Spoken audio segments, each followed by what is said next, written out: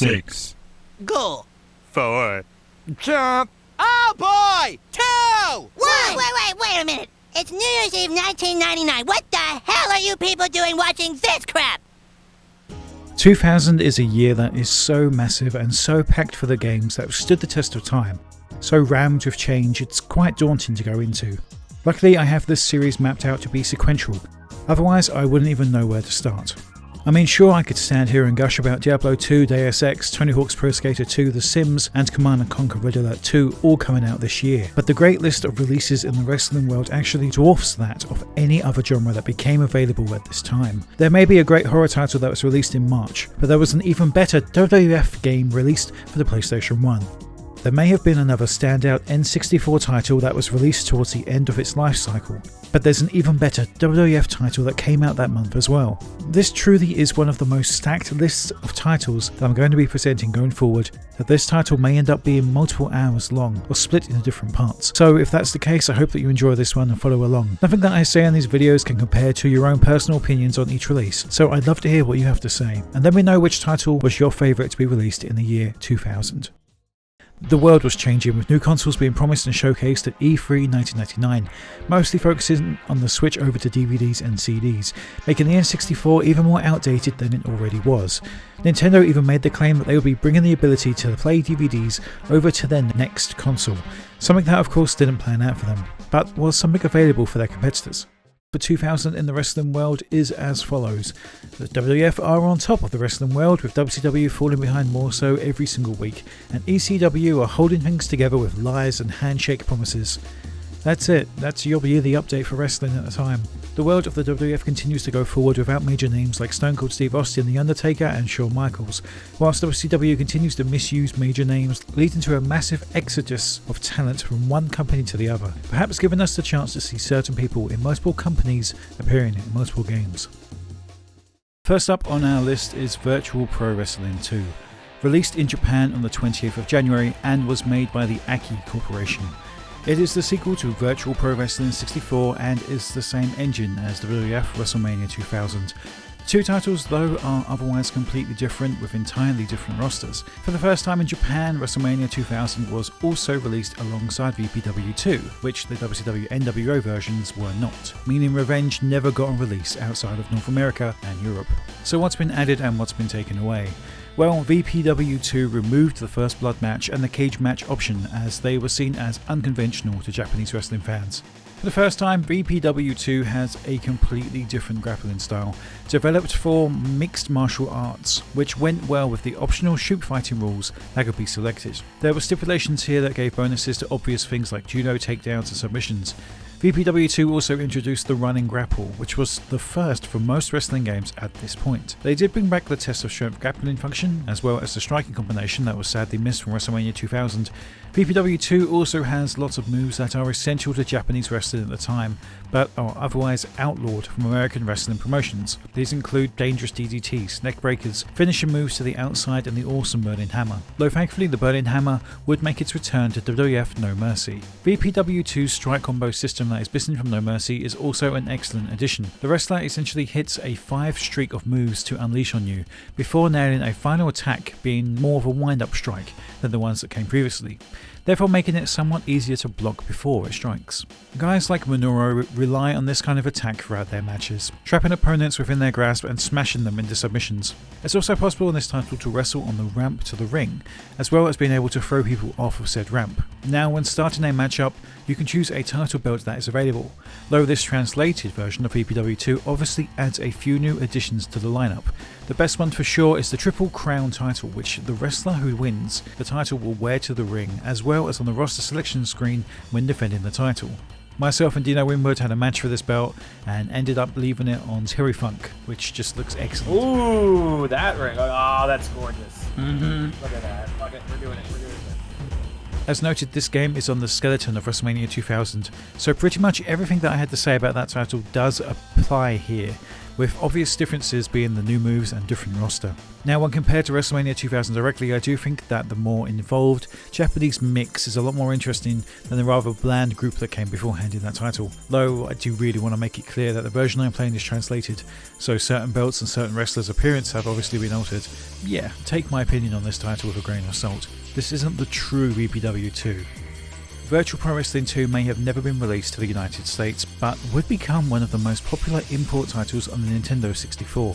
So good that former NJPW World Heavyweight Champion AJ Styles would state that it is the greatest wrestling game ever made. A game that made such an impact on AJ that when it came time for Midway to produce a future wrestling game, it would be based on this title primarily, and we'll see how that gets on in many more parts from now.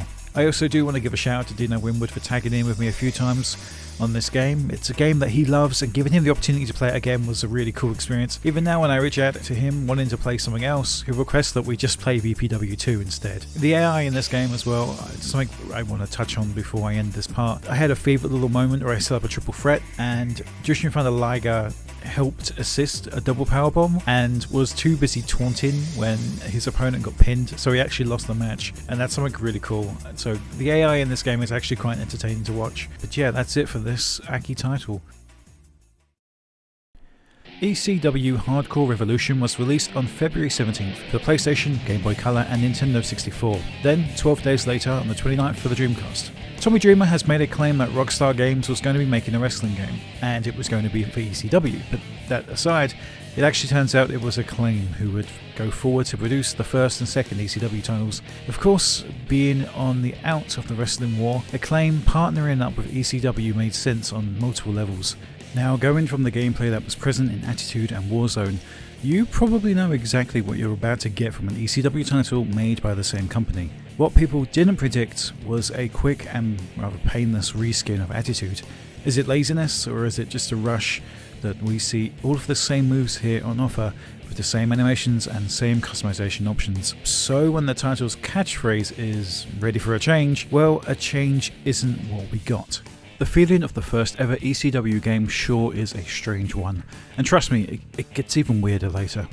But I honestly really do like the purple aesthetic mixed of the ECW logo with the green for the other options that are present. We have the WWF Attitude style scratch letter layered over the top of the standard font, cause this ain't your daddy's wrestling game. Rob Van Dam stands stoically, flexing as the main guy for the ECW brand front and centre, which sure is strange when you think about how popular he got, yet never won the ECW title back in the day. This being 2000, this game was probably more focused on the 99 era of ECW, meaning that although Taz had just left, he was pretty much the man right up until his exit from the company. Sure would have been awkward if Mike Awesome was the main guy on the screen, considering he was gone almost immediately after this title's release. Nonetheless, ECW Hardcore Revolution invites you to create your own wrestler. Customizable features include movesets, costumes, facial characteristics, entrance themes, and strengths. Throw down over 400 Punisher moves, including signature moves for each wrestler. Listen to real commentary from announcer Joey Styles while you annihilate your opponents. And among the hardcore weapons, you can choose cheese graters, kendo sticks, baseball bats, shovels, and ladders. So that sounds like a good pitch, but does this game deliver on that? Well, to start, the roster is pretty poor. Despite packing a whopping 50 people in this game, this title takes place in 2000, just after the exodus of guys like the Dudley Boys and Taz, who, surprise surprise, is actually in this game. It's a shame that 2000 is a timeline where we find ECW in a weird place. Years after people like the Eliminators and the Gangsters have come and gone, no Dudley family in the roster. Hell, that's 10 slots right there. There's guys like Lance Storm and standouts like Rhino, Raven, but no Sandman. Sabu, who'd be missing from the next game, to Jerry, who would go on to be featured in several more games in the coming years, along with Rob Van Dam, as both would be signed to contracts with the WWF. There's slots filled by guys like Joey Styles, Judge Jeff Jones, Joel Gertner, Jack Victory, Bill Alfonso, Cyrus the Virus, this might be your managers or announcers. And then there's the female inclusions, Beulah, Francine, Dawn Marie, and Jazz. You people wanted class, now you got Jazz, and I'm ready to kick some ass. The audio in this title is much worse than found in the Attitude games, with totally repetitive sounds and the audio from the crowd cutting in and out of chants, as well as cheering randomly. This really didn't happen in the other Acclaim titles that were made previously for the WWF. See, Joey Styles is the one-man commentary team found in this game, so that obviously means that there probably wasn't that many lines featured. Now, there are multiple stretches of minutes at a time where I wouldn't hear a single move being called, despite fighting in a battle royal where something was constantly happening. Of course, once a wrestler starts running off the ropes, suddenly Joey will pipe up with a "off the ropes" line. Now, there is quite a few match types to choose from, starting with the obvious: single matches, tag team matches, including tornado tags, handicaps, 1-on-2, 3-on-1, lumberjack, freeway dances, battle royals, versus elimination matches, which I assume means gauntlet, tag team eliminators, as well as 8-man tags, battle royale eliminators, four-way dancers, etc, etc. Now, once a match type has been chosen, then you get to decide which match option you would like to apply to said match. So you can have a triple threat or a freeway dance with barbed wire ropes, a death match, tornado tag, cage match, last man standing, or a street fight. Win modifiers can also be applied on top of the other two options that you've chosen.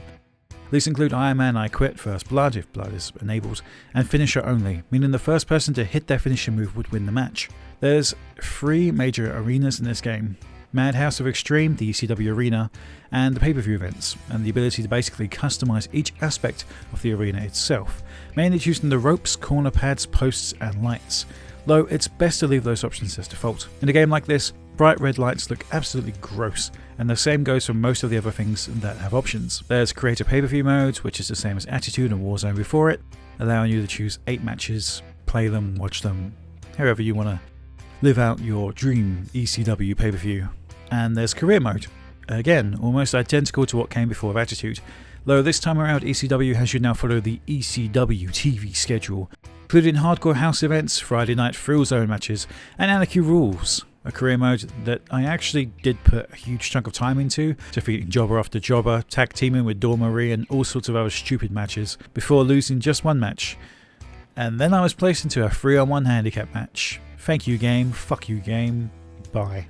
Didn't play any more career mode after that. Hardcore Revolution also has a Game Boy Color release, which according to WWF is one of the 2 worst Game Boy Color games of all time, providing players with sluggish controls, poor sound effects, graphics, and glitches. Now, if you're disappointed by this small analysis of this title, well, seeing as the length of this video is probably going to be quite long, just get ready, because there's another acclaimed title coming up real soon.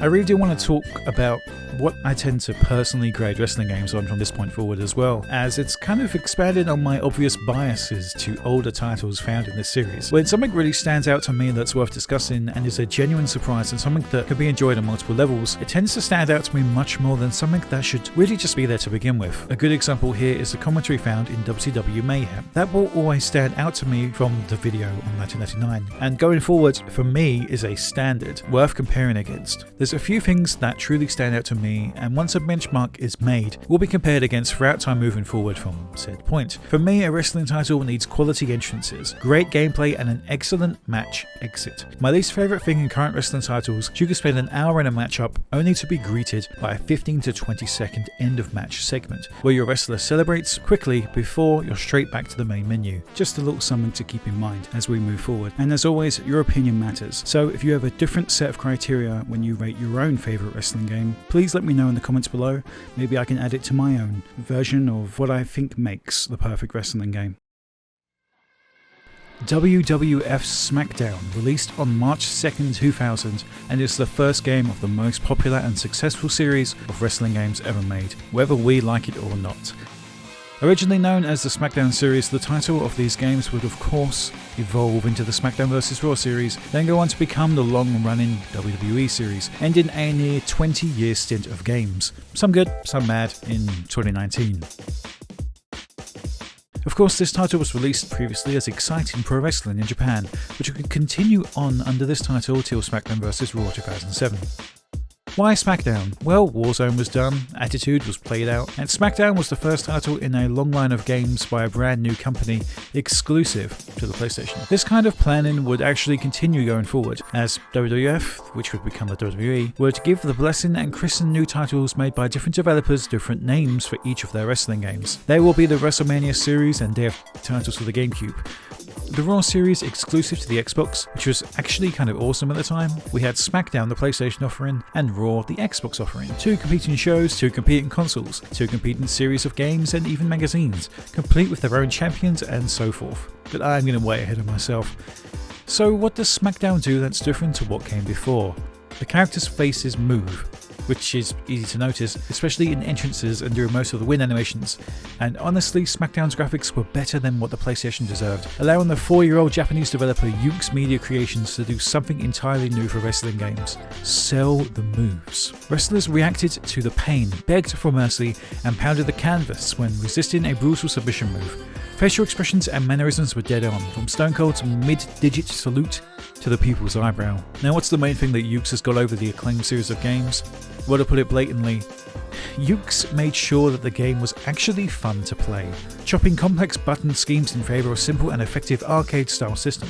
Debuting in early 2000 with a roster straight out of October 99, the company at this point was starting to move so fast that even releasing as early as it did, this title still feels somewhat dated. Though not the first to do it, I think most people would agree that SmackDown's awesome backstage areas completely stomped on WCW Mayhem's offerings. The WWF's out-of-ring slugfest smashed all the way out to the parking lot, where wrestlers smashed each other over into cars. Special referee matches let players play their favourites with the calls and counts, and I Quit matches brought the humiliation. Few other games in any drama let you beat somebody with a hospital gurney until they honestly needed to take one out of the arena. The one noticeable absence was a total lack of voice work and smack talk.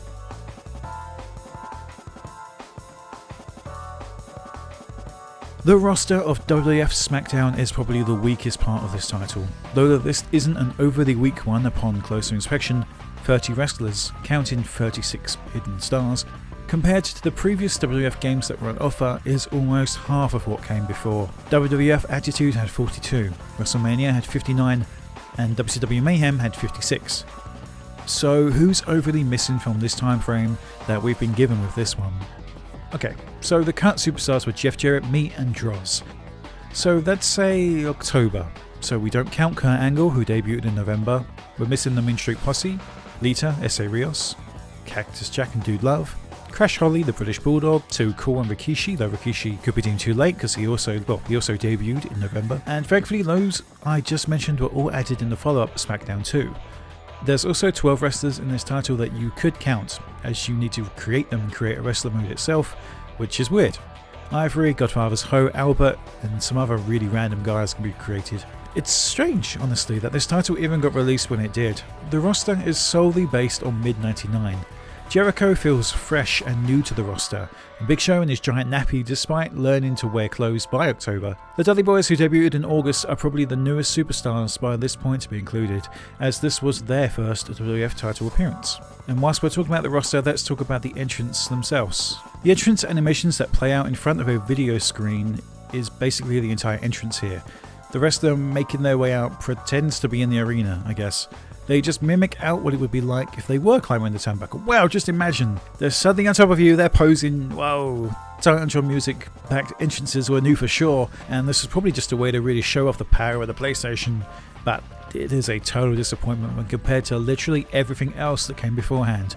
Well, to me anyways. I understand that Titantrons were totally new and something incredibly exciting, and I guess just using the exact video itself is quite an experience for people at the time, but I always found it totally underwhelming.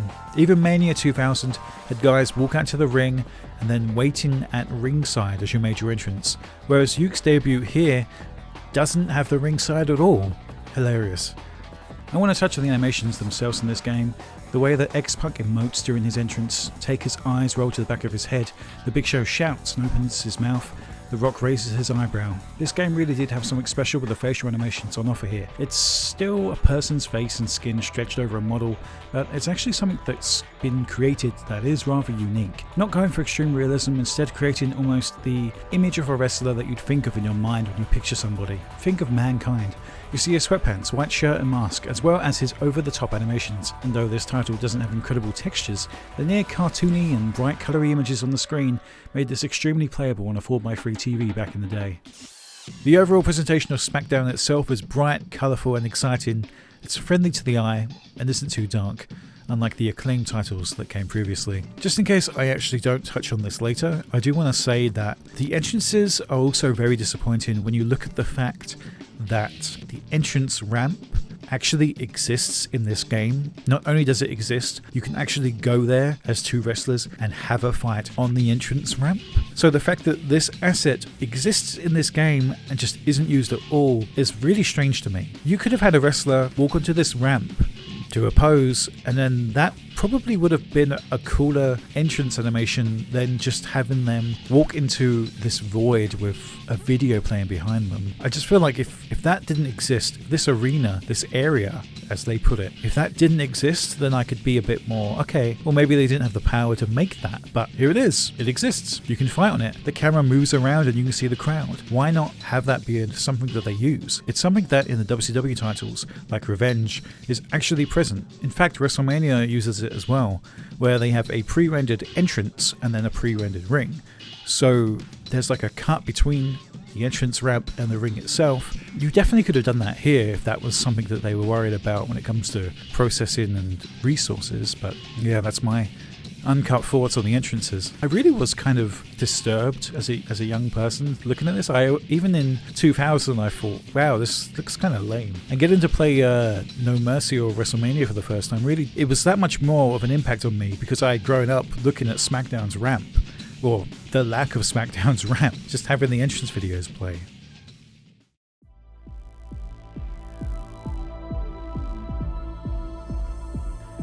WWF SmackDown's atmosphere and presentation upon booting it up, to put it bluntly, is very clearly not a wrestling game.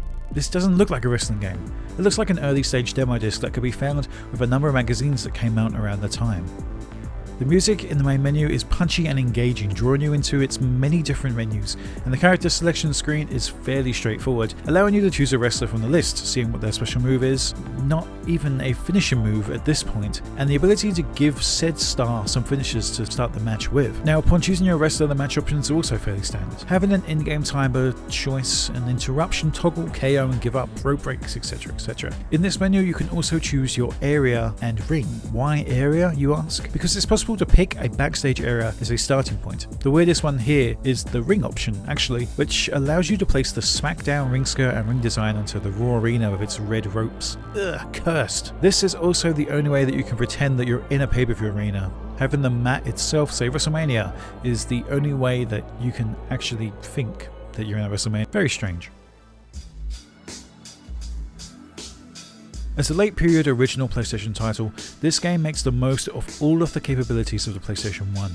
What that essentially means is that the badass ability to play CDs in this title means that the music found in this game is hard-hitting, interesting, captivating and attention-grabbing, with the entrances all sounding the best they've ever sounded and holding up to today's standards of presentation when it comes to audio. Music played during matches, during the menu screens and during the entrances themselves, with each show and season having its own theme.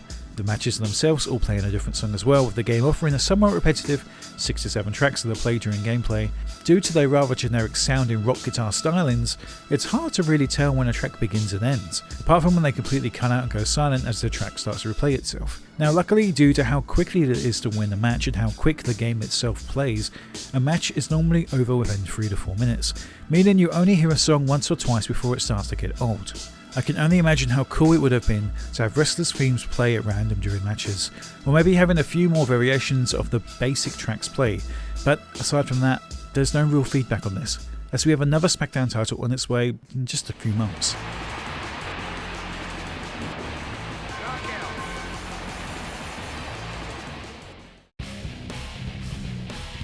SmackDown is one of the fastest wrestling games to ever be made at this point. Too fast, in fact. It's almost impossible to keep somebody down on the ground for anything longer than a couple of seconds, making cage matches an absolute slog. Finishing moves pack a punch, but given how fast the gameplay is, it's almost a must to keep the normally unwanted TKO option during the matches set to on permanently. You just better hope your opponent doesn't hit their finishing move first. There's fun weapons and a rather intuitive back and forth system at play in matches, and the ability to suplex or throw opponents around is always really fun. The reversal consists of you spamming the square button, which can reverse moves and strikes, which is pretty much all you have to do to save you from your opponent's onslaught. This game was originally spread throughout the world in the form of a demo disc and was 100% the reason why this title needed to be so accessible to new players, as first time buyers would be picking this title up and immediately being wowed at how fast the gameplay was when compared to Attitude's slow motion, drowning gameplay that came before. It's simple, so much so that with one grapple button press, a selection of a direction whilst doing so, you perform a move set to each of these buttons. The same goes for strikes, and finishes are as simple as having a staggered enemy standing before you.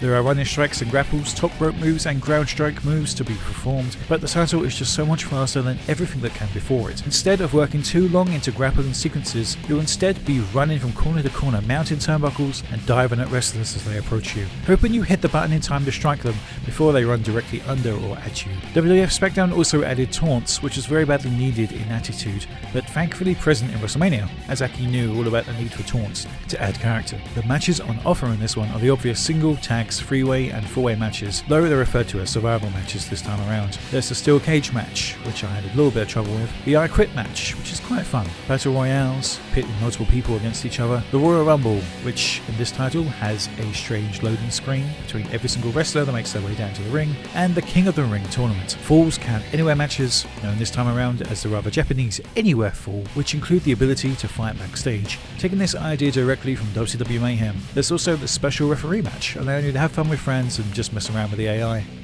So, to start, as simplistic as this game is, there is some complexity to be found in the way each wrestler controls and their overall abilities. Some are fast, some are strong, and some are more based in the high-flying world of things, having many different moves that can be pulled off on the top rope. The main thing to remember about the SmackDown series of games going forward, which will 100% be something I'll be talking about for quite a while, is the toe kick and the taunt. Now, taunts in SmackDown 1 can be executed by pressing L2 at any time, and in this title can be spammed repeatedly no matter where you're standing to help generate your finishing move faster. Although you are left open for just a second, this feature will be changed in almost every game after this title going forward, with the feature itself being changed and tweaked almost every single time. See, sometimes taunts leave you open for an attack and you're unable to break out of said taunt, but in SmackDown 1 you have the ability to interrupt your own taunt at any point, but still keep the momentum from pressing the button to start the taunt anyway. Now, the toe kick, which will become very important and essential to set up a finishing move going forward, isn't set by default to a wrestler's moveset and isn't an incredibly relied upon piece of tech at this point in time. See, using a toe kick in SmackDown 1 doesn't actually give a groggy state which is required to hit a finisher.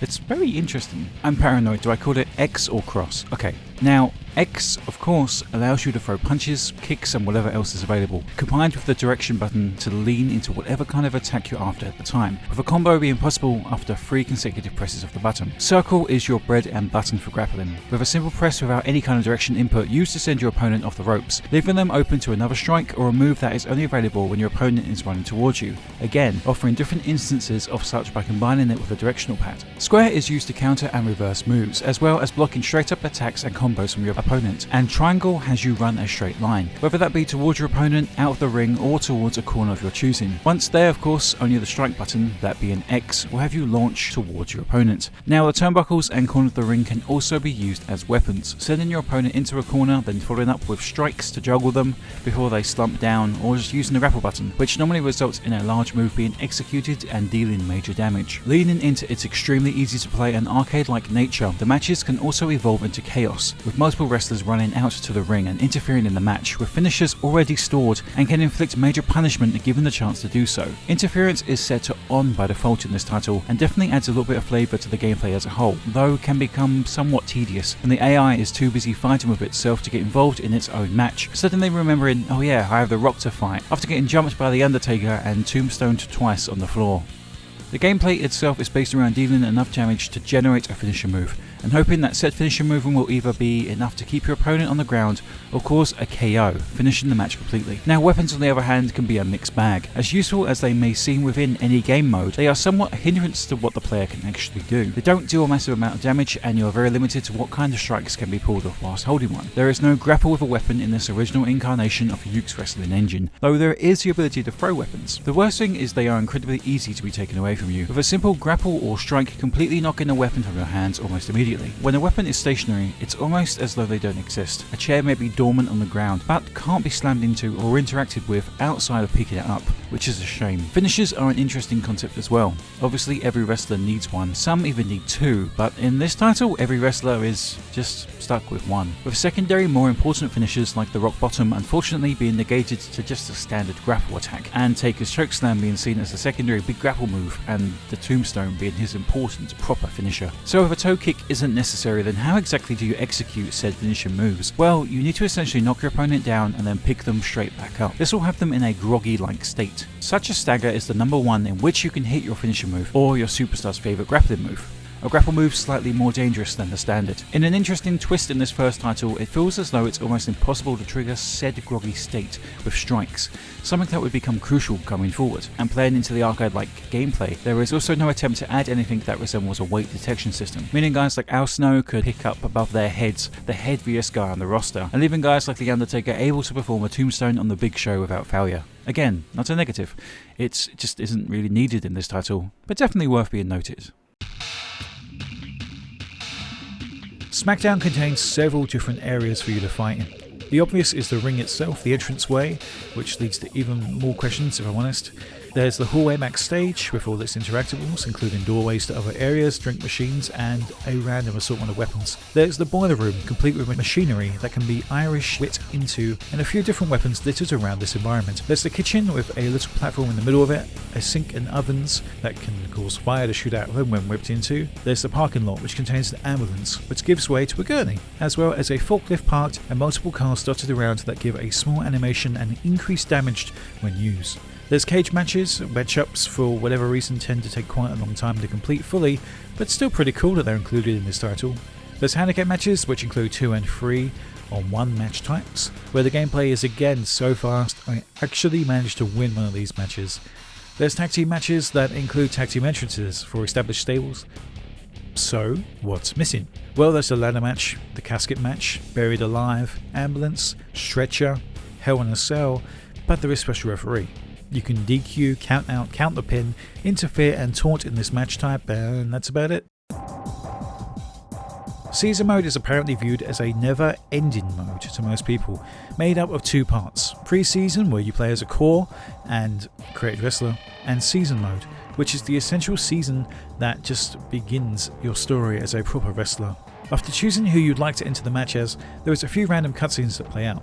These can range from old Stone Cold on the ramp, calling out Mankind, or backstage interactions and jumping from one wrestler to another. Literally none of these are catered to the wrestler that is listed. These are all 100% canned animations that play out, decided by people's roster placement or stable they're associated with, and overall popularity. Val Venis can be seen walking into the arena at SummerSlam, beating the Godfather, foreshadowing their future at a Sensor Union. But on the match card, Val competes in a three-way dance for the European Championship that doesn't even involve the Godfather in any way. The next night on Raw, Shane McMahon, who is on the Titantron, is calling out X-Pac. Will this lead to the match between the two? Who knows what will happen next? Turns out it's nothing, as the match isn't booked for this show at all. On SmackDown, the Hardy Boys jump Mark Henry and dish out punishment. The only thing that had changed is that Mark has a smaller heart percentage than his opponent in his next match. On the pay-per-view that follows, Matt Hardy once again jumps Mark Henry, and there is nothing Mark can do about it. The match that follows has Mark with incredibly low health, which honestly is super harsh and unfair. Imagine getting jumped before your match and that's it. Can't do anything about it. Forced to fight your next match with literally no health. At WrestleMania we see the New Age Outlaws talking, but whoever wrote the caption to this is forced to wonder what they're talking about, instead of just describing what's actually taking place. After losing to the Dudley Boys, Matt Hardy is seen backstage complaining about Jeff, his partner. It's a very quick season mode that just keeps moving from show to show to show, and if you're into that, that's cool. I think definitely I found this engrossing in 2000. Compared to the stories that came before, it really does depend on what you're into. Some may enjoy the quick and to the point Aki style of challenging for a title directly instead of having to grind through win after win, building your way up the card, but as wish fulfillment, I do enjoy this quite a bit. There's also a stat page that shows your win-loss and everyone's overall points. Once again, not really allowing you to choose a title that be interested in challenging for. It's completely random. The biggest disappointment with season mode is the complete lack of model of the WWF Championship or any of the titles found in this game. There's none present of these whatsoever. other than just having them listed on a wrestler's nameplate when they start a match. And the completely random nature of this title tends to lead to wrestlers winning multiple titles entering a match without any, just having one listed on their nameplate. I understand that multiple championship entrances would basically be introduced in 2011 with that year's SmackDown vs. Raw, then reintroduced in 2K24, but nonetheless, Aki titles, WCW Mayhem, and a lot of other titles include actual physical championship belts when you win or lose one. This would actually be taken care of in SmackDown 2, so I'm upset, but it won't last, don't worry. Despite my constant annoyance about this title season mode, it's clear from the footage on the screen of how often I dive straight back into it over and over again, just because of how quickly this was to complete and how fast matches went by, simply having 1 or 2 shows between pay-per-views. Talking of pay-per-views, Create a PPV this time around is an incredibly basic match type layout. You can put together title matches random and see how they perform in the fictional world of television ratings. You can book a full card and try to figure out who out of the wrestlers listed draws the most. So a tag team match between the New Age Outlaws and the Acolytes would net a 9.9% audience retention rate, whereas a four-way between Jericho, Triple H, Shamrock and The Big Show, with the NIC belt on the line, would net a massive 11.7%. due to all the star power that was involved, and Shamrock.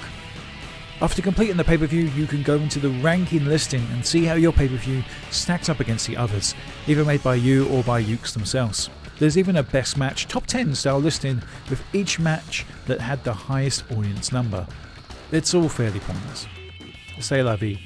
Create a Wrestler this year is also extremely bare bones, allowing you to choose between wrestlers that are already in this title's heads, other wrestlers' bodies, and essentially combining them. There's a few hidden wrestlers in this that are found in this mode, but without any kind of customization, it's kind of strange and worth passing over.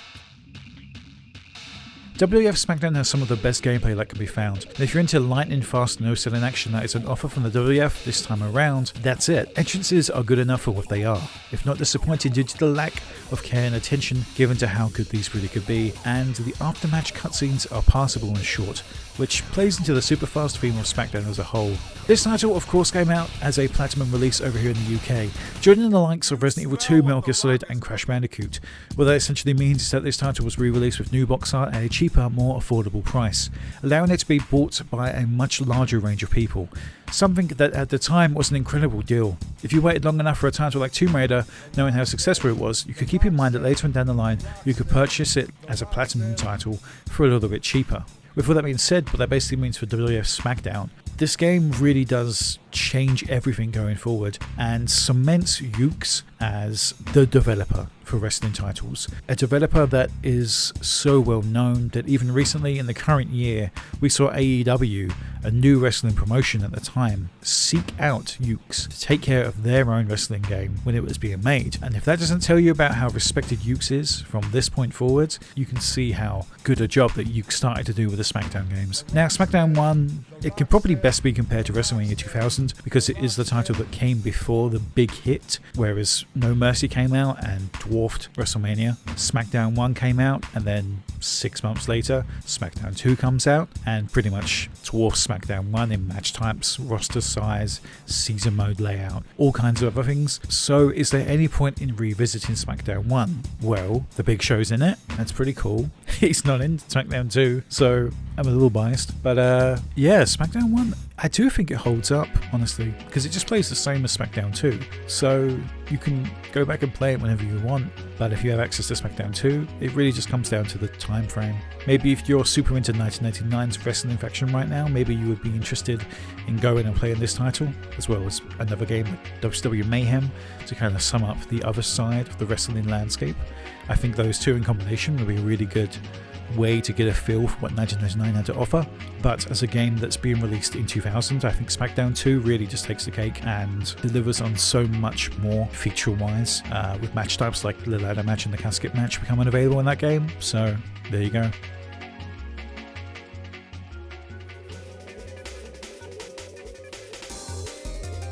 All Star Pro Wrestling was developed and published by Square on June 8, 2000, and is an exclusive to Japan release based on the wonderful world of Japanese professional wrestling at the turn of the century. First and foremost, this title does look great presentation wise. It gives us several options straight from the get-go. Sure, we can make a special match, but we can also compete for the IWGP Heavyweight Championship, take part in the G1 Climax, or the tournament, and there's some Challenger trials which I'm just not ready for, as well as the Best of Super Juniors being an option from the main menu. The beginning of a match includes a ring announcer who welcomes us to the arena, then the entrance music kicks in and shit gets real. The audience counts and claps along to the theme songs, and the wrestler makes their way out looking as cool as they can. Lights flash on the crowd, camera bulbs go off, and spotlights can be seen in the ring. It's all very impressive. The gameplay is kind of wild. The character's walking animation is hilarious, keeping arms and legs as straight as possible as they make their way around the ring. The on-screen display is pretty bare bones too, just displaying the character's name in huge font, with the Japanese kanji written underneath and a power display just underneath that. The title runs pretty slow. Considering it's one of the first titles for the PlayStation 2, I still didn't expect this game to play out more based in realism when it came to animation and match style. If anything, it kinda looks like WWF Raw than an earlier wrestling title. It does remind me of other Square titles though. The graphic style kinda reminds me of the Bouncer, so I wouldn't be surprised if this was based on the same kind of engine. The graphics themselves do look excellent, especially for a 2000 PS2 title. I mean, the wrestlers in the fight can taunt, bleed, spit the green mist, all of which I'm especially interested in. The controls themselves though just don't feel very easy to pick up, as it would appear as though you need to use the right stick to attack, at least with melee style hits. I'm unsure how to pull off a move unfortunately, mainly just floundering and throwing attacks. Entrance animations, though struggling with being emulated, are some of the best I've ever seen up to this point. Completely animated and including the long walk down to the ramp. The Great Muta comes out completely kitted out in signature attire. Jushin Thunder Liger has his cape, and Ricky Dozan has an incredible looking entrance where he straight up descends from heaven. The referee, when seen behind the wrestler in the ring, has an excellent and fluid animation of them dropping down to perform a count, then signaling for the 2. You can really tell how sheltered I've become as a wrestling game fan when stuff like this really takes my attention. The audio in this title is also interesting. Obviously there's just no commentary, instead displaying text on screen, but the crowd shouting out the wrestler's name and roaring after a certain move can be heard very clearly. And on top of that, there is an excellent sound of wrestlers chop, and their entrance themes of course are included, which is just the icing on the cake. There's also some really random crowd chants that can be apparently heard in this title. The crowd will sometimes chant for finisher names, like during Shinya's match, you'll hear people chanting for the DDT, but someone in the crowd always tends to get the move name wrong, instead shouting Fire Thunder Driver, no matter who is in the ring. Something else that's quite interesting in this title is the ability to change the camera mid-match at any point you see fit. Simply by pressing one of the direction buttons on the controller will change the viewing angle that can be seen. This applies to matches between the CPU and matches where you yourself are actually just playing. This title also includes a replay function right off the bat, another feature that wasn't added to WWF titles for another decade. But again, let's go back to the controls. As I mentioned earlier, they're either totally futuristic or just not very easy to pick up. But apparently from what I can gather, you flick a direction once for a light move, twice for a medium, and if you hold it in that direction you get a strong move, whilst also pressing L3 and R3 together for more serious grappling. Of course it is possible to change to a digital pad, making the moves a bit easier to understand, but I honestly kind of enjoy using the analog sticks. But the truth of it all is that I just can't get into this game. It's slow, the AI is unresponsive, even having the CPU take on itself in a match is a total bore. They stand, they look at each other, they walk around with the arms down, it's all very strange. I really don't have much to say here as I know that this series will get better as time goes on, so I'm more interested to see what comes up next in the series, but as a first attempt I can't help but think people would be disappointed with this one. Then again, it was 2000, and I was a big fan of Tomb Raider Chronicles, so there's nothing but special matches in this game, though that is exactly what New Japan was all about at the time, even to this day shying away from triple threat matches and bigger multi-man matches apart from on special occasions. But there's no tag matches, no gimmick matches at all, barely any music, no finisher moves or flashy entrances outside of just walking to the ring. Presentation is great, and that really is it, just for the highlights in this one. In order to make sure I'm not mistaken, I actually decided to take a look around to see what other people had to say about this game, and yeah, I think I'm on the money on this one. To quote Johnny from the Lunatic Obscurity blog, this might be the worst 3D wrestling game I've ever played.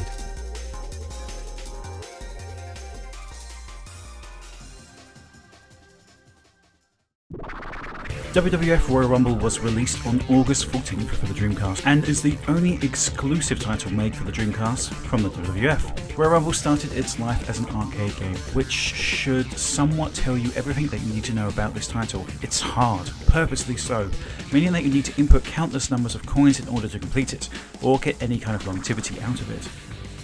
It was produced by Ukes, so contains a lot of similarities in graphics for the SmackDown title that came previously, whilst comparing directly to the arcade title, pretty much is identical in almost every way. Obviously, it should go without saying that this isn't something new for the WWF, as WrestleMania was also an arcade title that was ported directly to the original PlayStation model, with little to no changes made from its publicly available arcade counterpart. I spent a few hours with the Dreamcast version emulated via RetroArch. That's why it looks as good as it does, so cheers to the guys who got that working. There's two game modes, Exhibition and Royal Rumble. Exhibition offers 4-player mode as well if you happen to have 3 extra Dreamcast controllers. Now, to be totally honest, I played this game for a solid 2 hours and I never need to play it again. Seriously, I couldn't finish it, and I don't really need to. There's no creator wrestler, no different match types outside of the 2 available, and although I really did try my hardest to finish this one up to unlock Shane McMahon or Cactus Jack, I just couldn't. There's probably a trick that I'm missing, but nonetheless, it's crazy to think that this game offers 90, 60 and 30 man Royal Rumbles whilst having less than 20 people on the roster, not including the hidden guys.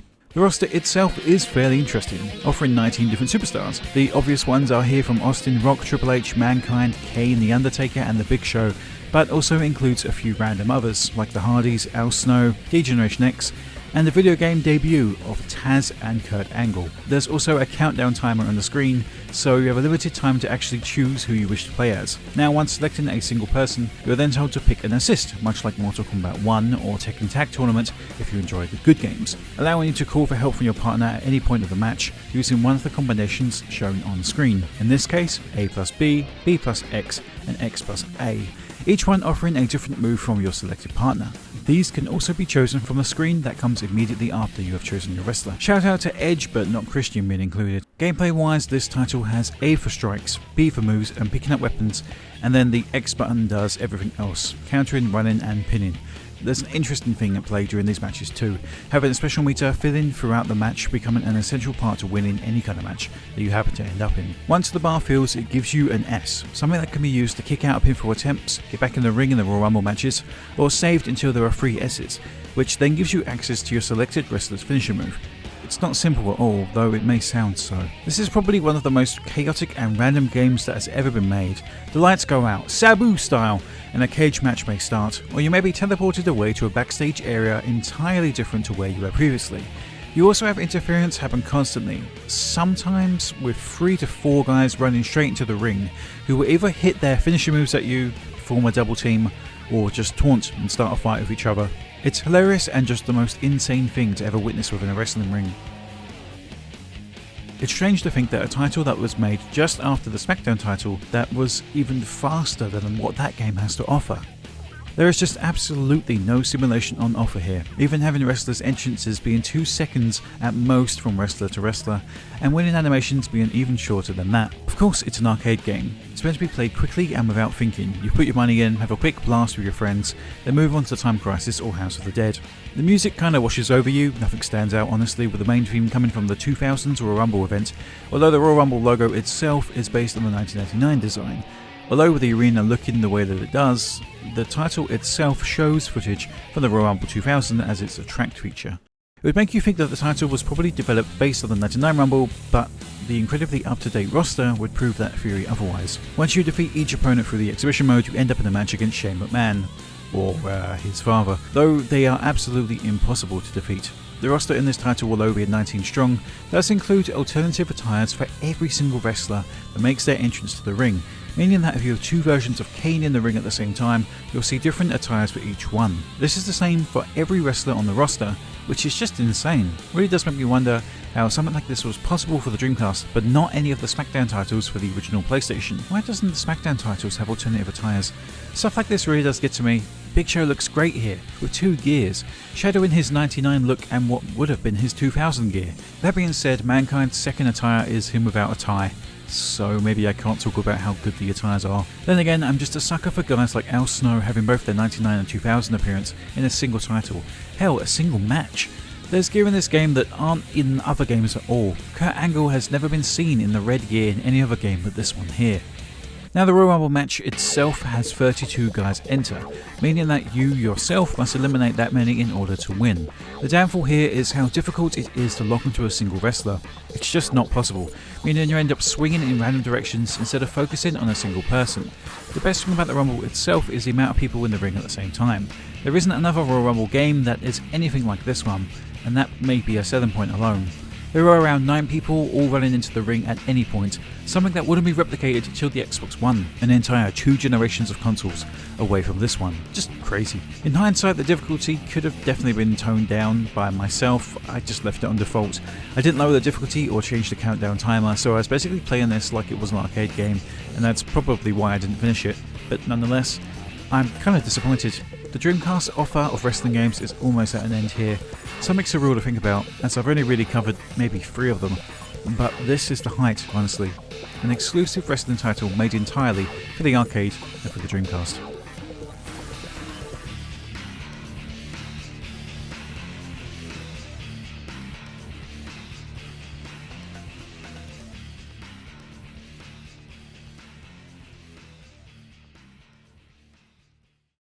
Talking of the Dreamcast, released on the 10th of August, we have Giant Graham 2000, All Japan Pro Wrestling 3, made by the Sega and WoW developing house in Japan.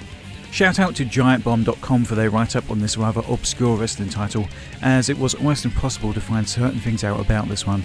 Not only was it rare to own a Dreamcast, but it was probably even rarer to own a Dreamcast than be into Japanese wrestling of all things. Now the roster in this title focuses on the All Japan promotion, whilst also including several legendary figures, guys that you'd expect at this point, like Ricky Dozan, Bruno Sammartino, and Bruiser Brody. The roster itself was pretty standard for this time period, including Misawa, Kawada, Kenta, Vader, Takayama, and Steve Williams. Giant Graham 2000 focuses on professional wrestling from a sports point of view, but actually includes a couple things from the American world of professional wrestling, with over-the-top entrances showcasing wrestlers. My first impressions on this title are pretty good. The selection screen is also pretty incredible to look at. It just looks exactly like a fighting game from around this time period. The entrances of the wrestlers are pretty badass, with commentary teams going wild, the crowd hyping up whoever you may have chosen, and the theme music blaring out. It doesn't overstay its welcome, hopping straight into the ring. There's an announcer in the ring, which is pretty much a constant across every professional wrestling game based in Japan that I've played so far. There's streamers for announcements, which again are hype as fuck. Having somebody like Misawa having a ton of streamers, then more streamers just for the match itself. It's actually quite interesting gameplay wise too. I didn't expect it to look more so like a straight up fighting game than a wrestling game, having the screen extremely zoomed in, much like Street Fighter or Virtua Fighter from around this time period. Also, like most fighting games, there's a press start button on the screen at all times, so people can drop into your game that you're currently playing. Controls wise, it seems as though the focus on this title is to chain together certain hits, though for the life of me, all I can seem to do is hand out a sleeper hold. The commentary in this game is also really cool, pretty incredible honestly, calling out rope breaks, the names of moves, as well as just overall commenting on what's taking place in the ring. On my second match in, it appeared as though the AI could smell blood and I was handing my ass incredibly quickly, but yeah, I enjoyed my time playing this one. Now, as far as game modes go, this game also includes some kind of flashback style matchup screen, allowing you to take part in some of the most historic matches from the previous 20 years of All Japan. Very cool, though a little harsh for my liking. As a non-native Japanese speaker, it's absolutely impossible for me to nail any of the moves the game is requiring me to hit, though I do love the inclusion of this kind of mode. It's something that is used in today's games as a way to retell classic matchups, so seeing it here in 2000 is really something amazing, even if it's not useful to me, as I just can't understand it. Now the gameplay has some tweaks and perks from former titles, this time around including a burn-in fan system, essentially focusing on the players building up a meter on screen. That depends on which moves are used and how good the wrestler is at using reversals. Once the meter is filled, the player enters their burn-in rage, which allows for wrestlers to initiate combos and other moves with the extra damage being applied.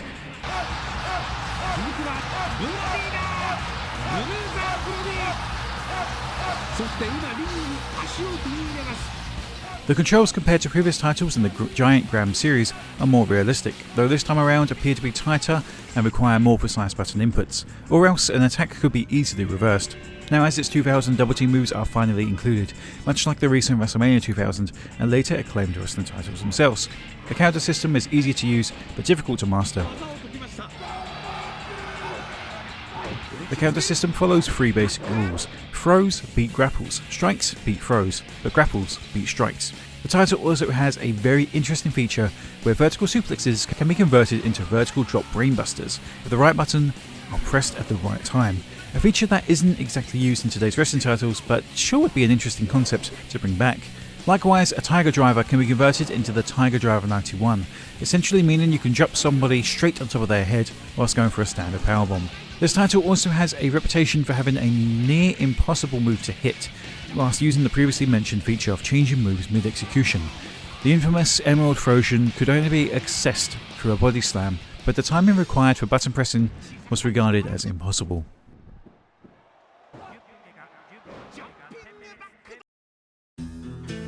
ECW Anarchy Rulz arrived in late 2000 and gives us a proper unrushed attempt at a wrestling game that Acclaimed always wanted to make, coming 8 months after the first ECW title. Ladies and gentlemen, the last Dreamcast wrestling title that I had the joy of playing, and I really do wish there was more. A Dreamcast port of SmackDown would have been just incredible. Oh, that's not the joke. This title starts off with a great looking ECW hype video, showcasing the leftover talent in this company. At this point, mainly being guys like Steve Corino, Dusty Rhodes, Tanaka, the Sandman, and a few others. For starters, the aesthetic of this title has completely changed. For some reason, it's more flesh and bone than wrestling title. Gone is the beautiful lush purples and greens, instead replaced by blood reds and sunflower orange. The title screen itself, no longer having a sweet image of Mr. Monday Night, now has an image of a pair of teeth with barbed wire attached. I have no idea what this is meant to be. The roster is smaller, though covers most of the wrestlers that ECW had remaining, given how close we are away from the company's death. Guys like Raven, Taz and Mike Awesome had all fled this company for actual payday instead of handshakes and promises, yet we finally have the inclusion of Masato Tanaka. It's a shame that his arch rival has already left the company. We also have the reappearance of the Sandman back from WCW and a debut in Dusty Rhodes, baby. This meeting is dedicated to the common man. The gameplay is similar to what came before, with a bonus on momentum and changing moves instead of spamming the same attack. Health meters let you know which type of move to use, and there's also some different camera angles, as well as matches do seem a tiny bit longer. Now, although I had this title emulated on the Dreamcast, the matches themselves for whatever reason only played at 4x3.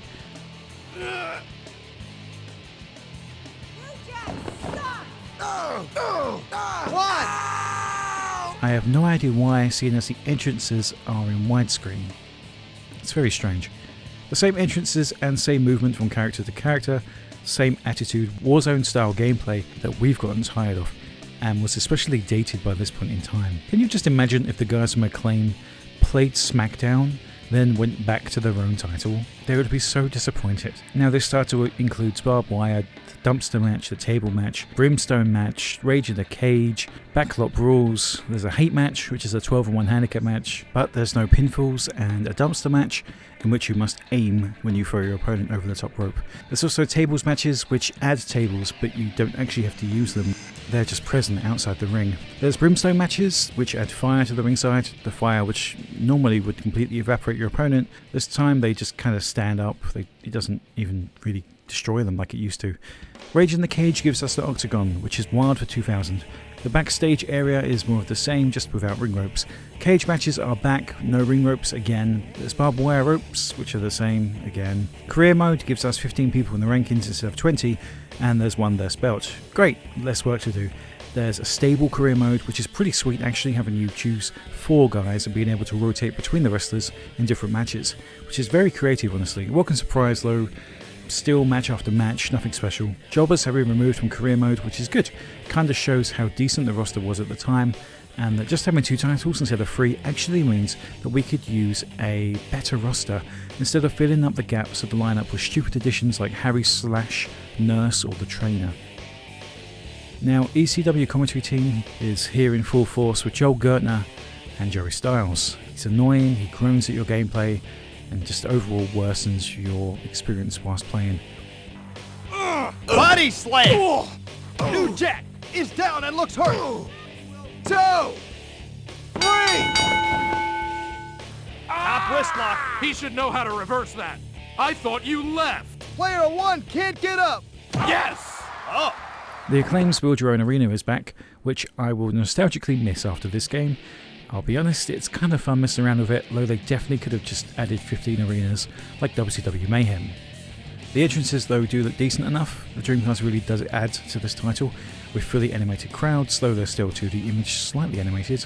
There's guys like Jerry Lynn, they just really they never look better. The audio in the entrances sure is strange though. There is absolutely no crowd noise at all, just total silence, apart from the music that plays over the top. Although it does say a lot about where Acclaim was at during this period of time. Having somebody like Rob Van Dam making his entrance completely unable to retract his fingers into a fist is just really strange. The pre-match rants are back with mostly new lines, but something I noticed which did take me by surprise was a different camera angle for certain moves, taking a page straight from WWF SmackDown's Book of Innovation. Now, one thing that I really won't be nostalgic for is the canned crowd animation that Acclaimed use in these matches. Just complete and total silence and then sudden groaning and the same WWF Attitude style cheer, and I use that term loosely. On top of that, the commentary really is just awful, calling for different moves when something else is happening and just overall being completely behind the action itself. Submissions lead to your guys screaming and shouting over and over. It's definitely something different from the SmackDown series in that sense that these guys do feel a little more alive with actual voice lines and personality during matches, but yeah. This time around Acclaimed have also added a pinfall meter to the screen, letting you know exactly how close you are to having your pinfall be a free. Literally counting the seconds for you. So I watched the AI play the game against itself, and it eventually just turns into wrestlers hitting an attack as they rise to their feet again and again and again. Maybe I was just expecting too much from this title, but the bare minimum probably would have been enough. This game isn't very good, I'm not sorry. I genuinely enjoyed my time at Attitude, but there's something dead behind the eyes here. Maybe it's the overall presentation mixed with the poor sound design. Graphically, I really do like it. The blood looks good, with cuts and scars forming on heads and body parts, though still looking terrible when it's painted onto the back of hair, which is something they probably just shouldn't have added. I do also want to give props to the theme selection. You can somewhat tell what they were going for. Simon Diamond is my favourite because it just sounds quite close to the theme that it's actually meant to be. It's just Incredibles is fairly close to Snap Your Fingers, Snap Your Neck, and Rhino straight up just has Debonair, which is his actual theme music that they bought the rights to. So strengths, the graphics look great on the Dreamcast. If you look at Super Crazy or Jerry before their match, the models are just awesome. They look great, the texture looks fine. It's just a shame there's no substance to go with the good looking scans that they captured. There's no loading screens on the Dreamcast, which is nice. Everyone seems to have an alt attire or free, which is cool, even though you can't really decide which attire you're using. And there does seem to be a few new animations and reversals, but otherwise there just isn't enough there to make Acclaimed series of games worth revisiting. Oh, and Rob Feinstein is a playable, unlockable character in this game. WCW Backstage Assault is the last WCW title ever made, centered around the worst wrestling promotion at that point in time. So if you're going to be making a game for the worst wrestling company, you might as well make the worst game, right? Surely that's what EA had in mind when they began working on this one. Sure, this title released on the N64 and the original PlayStation at the same time, as if that could save it, but the now hemorrhaging money for WCW could release on every console in the history of video games, and it still wouldn't have made enough money to save the sinking ship of the company it was representing. Kodiak Interactive were called in to put the finishing touches on this one, a wrestling game that had the goal of including no wrestling ring whatsoever. An idea that can never work, I hear you say, to which I reply, you're wrong, actually. A wrestling game with no ring? Well, okay.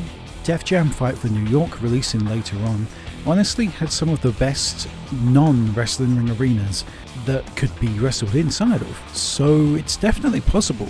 It just has to be fun. Now, the variety of weapons on offer here is good enough, honestly, with some destructible bits of environment included to add to the arena's general feeling of explorability. The bathroom is probably the best one to mess around in, having you rip out sinks and destroy urinals like you're playing a Splinter Cell game. Sure, there's technical limitations, that's fair enough, but more would have been cool. At least we have fire, something that isn't usable in any WWE game until SmackDown vs. Raw 2008, if I remember right. Now, this title includes no disqualification for count anywhere matches as a default, a hardcore gauntlet style, and the option to play single matches in exhibition mode, or pursuing one of 3 belts in the hardcore challenge mode. There's of course no tag team matches, and the only multiplayer option really on offer here is the 1 vs 1 mode, a total disappointment compared to every other wrestling game currently available in 2000. A proper career mode would have helped, but this hasn't ever really been WCW's offering. Bonus points if you care. There is intergender matches, something that the Oklahoma Border Commissions would never allow. Instead, letting new players major guns and beating up on Booker T or other members of the Misfits. Now, of course, there is a thing to gain from these game types, like the Hardcore Gauntlet, including unlockables, access to different stages and costumes, as well as a large number of hidden names like Rey Mysterio Jr., Scott Hall and Bret Hart. Now, if only this was easy enough, meet them and defeat them, right? Nope, there's instead hints on the pre-match screens that give you an idea of how you could unlock said wrestlers. If you KO'd a wrestler with a briefcase in the media centre, you'd unlock Vince Russo, for example, though other guys are unlocked through winning the WCW Hardcore Championship itself. But there are more bonus points to be dished out here, as Sting has Seek and Destroy by Metallica in his entrance. How weird is that? Now, the roster itself is pretty awful, honestly, much worse than WCW Mayhem that came beforehand, which is a shame. But again, incredible wrestling models wouldn't have saved this game. There is a character creation / customization screen, which is set up for you to create your own wrestlers or modify existing ones, though you have to wait for a texture to load in on the PlayStation version, making this whole thing a bit of a slog. My favourite part, WCW Mayhem, did return though with the commentary that is included. Unfortunately, it's been stitched together from old recycled lines with a few new ones recorded by Tony and Bobby the Brain.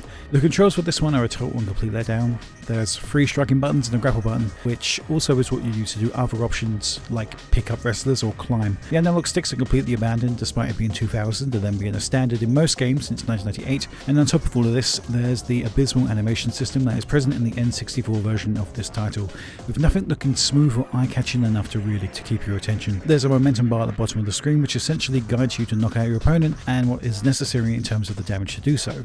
Now, that doesn't really help because I still have no idea how to perform a finisher move in this game. WCW Mayhem sold somewhere between 2 and 2.2 million copies, something that was probably helped by the constant advertising on a current popular wrestling show. WCW Backstage Assault, which includes both PS1 and N64 copies, has sold around 350,000. I don't recommend playing.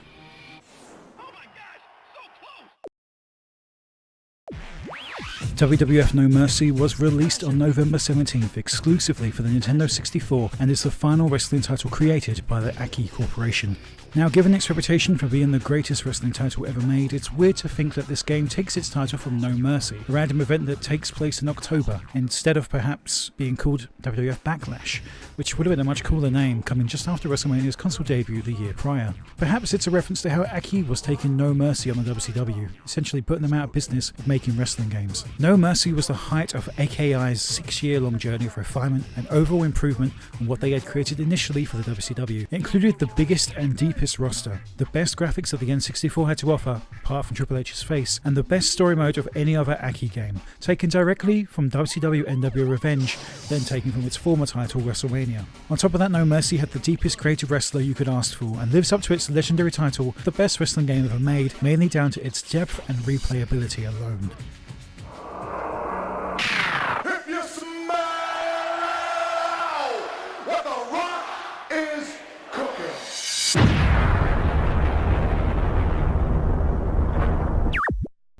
WWF No Mercy.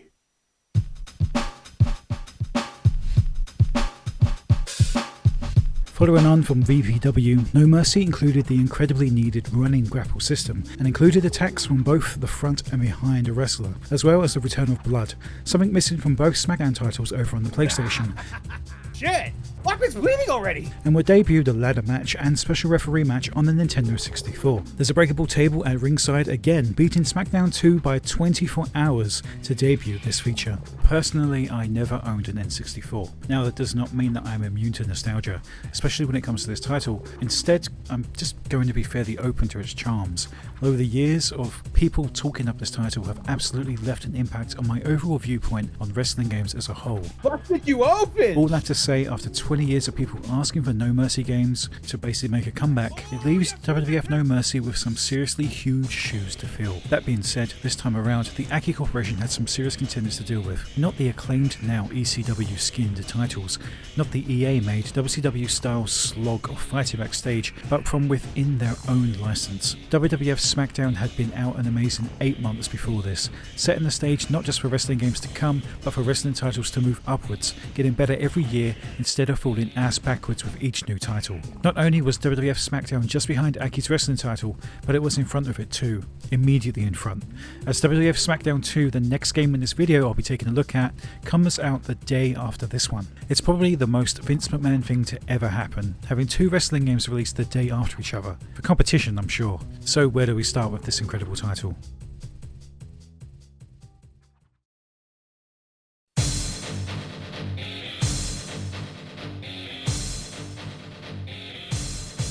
The roster for WWF No Mercy is legit the greatest roster from around this time period, without a doubt.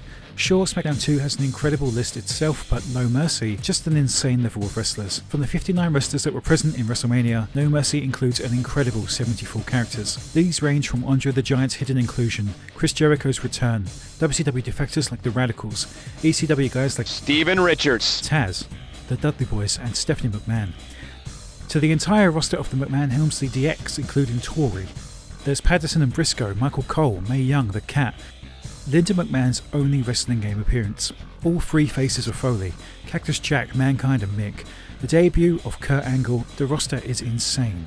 25 hidden wrestlers to be discovered through story mode, championship paths, and bought from the in-game SmackDown mall, and 14 females all on the same roster. But man, there's someone I'm just missing. I can't put my finger on it.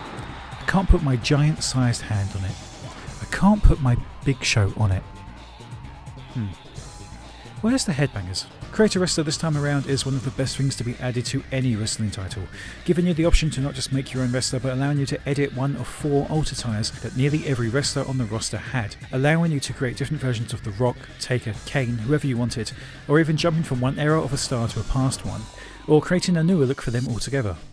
The 4-slot attire system also meant that guys like Kai and Tai were together in one slot, instead of taking up different roster slots altogether. But where oh where are the Mean Street Posse, and where's Gangrel? Entrances in this title are a step down from WrestleMania, though that is personal opinion. No Mercy's entrances consist of a wrestler walking out on stage, doing some kind of taunt, either with or without a manager, then making their way to the ring before it fades out. WrestleMania's entrances consisted of a wrestler taunt on the ramp, a taunt inside the ring, but for time reasons this was just kinda a No Mercy completely, and is rather famously missing. An actual downgrade from one game to the next.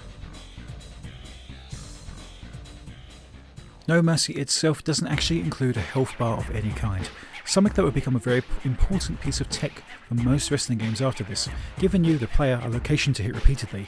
Now, although it's important to know which part you've been hitting the most, as you can weaken certain body parts, causing their head to bleed, your opponent to limp, or sever their torso if damaged enough. Instead of that, you have a meter that, as the match rages on, changes based on your performance and how much offense you get or take. What you want is a red meter, with excitement being at its topmost. Whereas if your bar is blue, that means you're probably on your way to losing. Now again, that being said, once it gets to a fever pitch within a match, a quick taunt to the crowd allows you to enter a state for a certain amount of time where you can score a finisher move as many times as you want. This normally can range from just the once or twice straight. The Aki style is at its best here, having you hold the grapple button, normally located as a shoulder button, to score a light or heavy move, same with the strikes. Hold a strike down for a heavy strike and tap it for a light strike. Now the heavy ones are more high impact maneuvers or a wrestler's signature move, whereas the lighter ones are quicker and have a higher chance of success. The way to really put away an opponent under the Aki style controls is to go for the kill. Any grandstanding messing around will result in you being rolled up, reversed and beaten rather quickly. Of course, as a wrestling fan, whilst playing, you may want the match to last a little longer. You may want to set up your favourite spot or something cool from the top rope, but this can ultimately lead to your undoing. Oh no, he's going for the money shot! He's going for the money shot! Oh, he's yeah. wiggling! Will he make it? Oh. Of course, you can hit a reversal and return, helping you build the momentum even quicker and faster with successful strikes and grapples that you hit. Taunting is always important. As soon as you can see an opening, a taunt is always a great way to build momentum when you feel it's not time to continue to attack your opponent, instead betting on the fact that you can get it in and get your momentum and finish your move first. That will be the fastest way for you to put away somebody that you're in the ring with. Look at this animation, look at it! Oh yeah, the dick one? That's insane! It's the longest too. The Aki style of gameplay is absolutely amazing in this title, with almost every wrestler feeling completely different to face off against, with people like Taz and Dean Malenko constantly out-wrestling you, going for submission attempts and building up to their finisher moves, to big power guys like Kane and Taker throwing you around the ring, to guys like Jeff Hardy looking for the next opportunity to hit a top rope maneuver.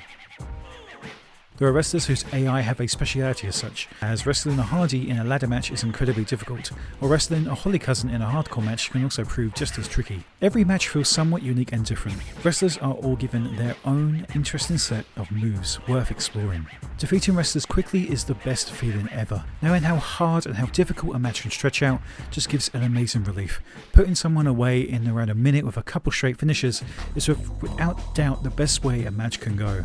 Sure, wrestling for 10 minutes is cool, but it becomes a struggle, trying as hard as you can to turn back the tide, but compared to a quick squash with a quick finisher flurry, nothing comes close. When it comes to weapons, they feel good enough. They're still not knockout friendly, but after using the chair 100 times, the 101st time still feels just as good. Even better when you happen to knock blood out of your opponent as they fall to the mat and clutch at their now open wound. There's a ton of weapons in this game, with some even being locked behind a paywall, giving you something else to pay for with the money you earned for survival mode or the championship season mode that is available in this title. These include Cactus Jack's barbed wire 2x4, a giant foam hand, a fire extinguisher, a trash can, championship title, a steel chair, and even more than that. On top of the new additions, weapons this time around don't disappear or fly out from your hands after being used a set number of times, something that happened in Mania 2000. Now, on top of the new weapons added, WWF No Mercy also includes a ton of backstage arenas to fight in, something that wasn't available in WrestleMania at all, but had already become a staple of wrestling games from around this time, making an appearance in both WCW Mayhem and SmackDown. There's a few different places here, including a bar, a parking lot, and the top of the arena's ramp, which is a different, higher poly version of the entrance that you see from the ring, fairly similar to SmackDown. There's nothing too interactable here, unfortunately, and nothing really stands out. That is apart from the tables that can be found in the locker room, a strange addition. Now, it's incredibly easy for me to say all of this, being somebody who has played this title exclusively emulated for the last 15 years, having only played No Mercy at a friend's house for less than 5 minutes in my life 24 years ago. So looking over people's opinion at the time, especially given at IGN's now double-decade-old review, it's interesting to see how people really felt at the time. IGN's reviewer Blake Norton wrote that the speed diminishes rapidly when there were 3 or more wrestlers on the screen at once, meaning that Royal Rumble was often played in slow motion and that tag team ladder matches were basically considered murder. Whilst No Mercy isn't packed with game modes, there's definitely enough there to fulfill the appetite of any wrestling fan, especially in 2000. Whilst the menu itself looks fairly bare, the deeper options are hidden within the create a match screen, especially meaning you can add modifiers to all sorts of matches, essentially having you choose your amount of people, then deciding what will end the match. So triple threat submission matches, fatal 4-way, first blood and tag team knockouts are all available. On top of this, there's the King of the Ring mode, a staple of most wrestling titles from around this time, and the creative pay-per-view mode. There's the newest addition, the ladder match, which includes the incredible retrieve the bag cell that Jeff Hardy became famous for from the No Mercy event in 1999. Now there's the cage match making its return, but this Nintendo 64's final wrestling title doesn't include the Hell in a Cell, casket, tables, or any form of TLC. Now obviously the TLC match made its debut in August, but the table tag team match made its debut at the Rumble in 2000. Hell in a Cell though? Quite a daunting match to try and pull off, especially on the Nintendo 64 ROM, and probably wasn't really introduced to WWF gamers until 2002's yearly release. The Royal Rumble is hard, especially so if you are given a low number, just brutally difficult. The graphics in most N64 games are fairly similar from game to game, with most of these titles having to develop their own style in order to fit in. The game can't go straight for realism, as it just can't hold up when compared directly to its competition, especially in the Dreamcast. Now don't view this as a negative, it's definitely something that made the Nintendo 64 stand out and has made nearly every Nintendo 64 game that came out in the last 25 years completely timeless and replayable. So what does that mean for No Mercy? Well, unlike SmackDown and the acclaimed titles that came beforehand, No Mercy continued to stick to what made the Aki titles unique, and didn't stretch an image of a wrestler over a model, instead making it cartoon-like handmade texture with each wrestler's likeness and face, giving you the overall vibe of who a wrestler is, whilst matching their overall behaviour and taunts to nail down who a wrestler really is. Apart from Triple H, I have no idea what this face is about. It's the worst face texture of all time. Triple H's No Mercy face texture is the worst texture in this video. The Backstage Assault textures were a terrible attempt from a dying company in a bad game. This is one of the best games ever made, so it means more. But Triple H's bad face aside, the overall look of the HUD in matches, the attitude, style, time on screen, ring textures and audience all look excellent. The Royal Rumble arena looks sweet and the WrestleMania arena expertly recreates the look of the lame duck look the arena had to represent. The textures used during the entrances look quite good and the fire effects and pyro are top notch. The Titantrons are of incredible poor quality, but again, given the limitations of the system, that's totally forgivable. Overall, the look on each person's face is still fairly decent, but there are exceptions to that rule. People like Grandmaster Sexy with a constant look of orgasm across his face for the entirety of his appearance in this title, and other people like Crash Holly just having an overall passable look. But given the absolute size of this roster, it's still an incredible feat. Overall, that an easy 90% of people in this game look just as good as they should. Of course, it does mean that people like The Undertaker are fairly let down by their appearance, rather than looking silly as they awkwardly make their way down the ringside.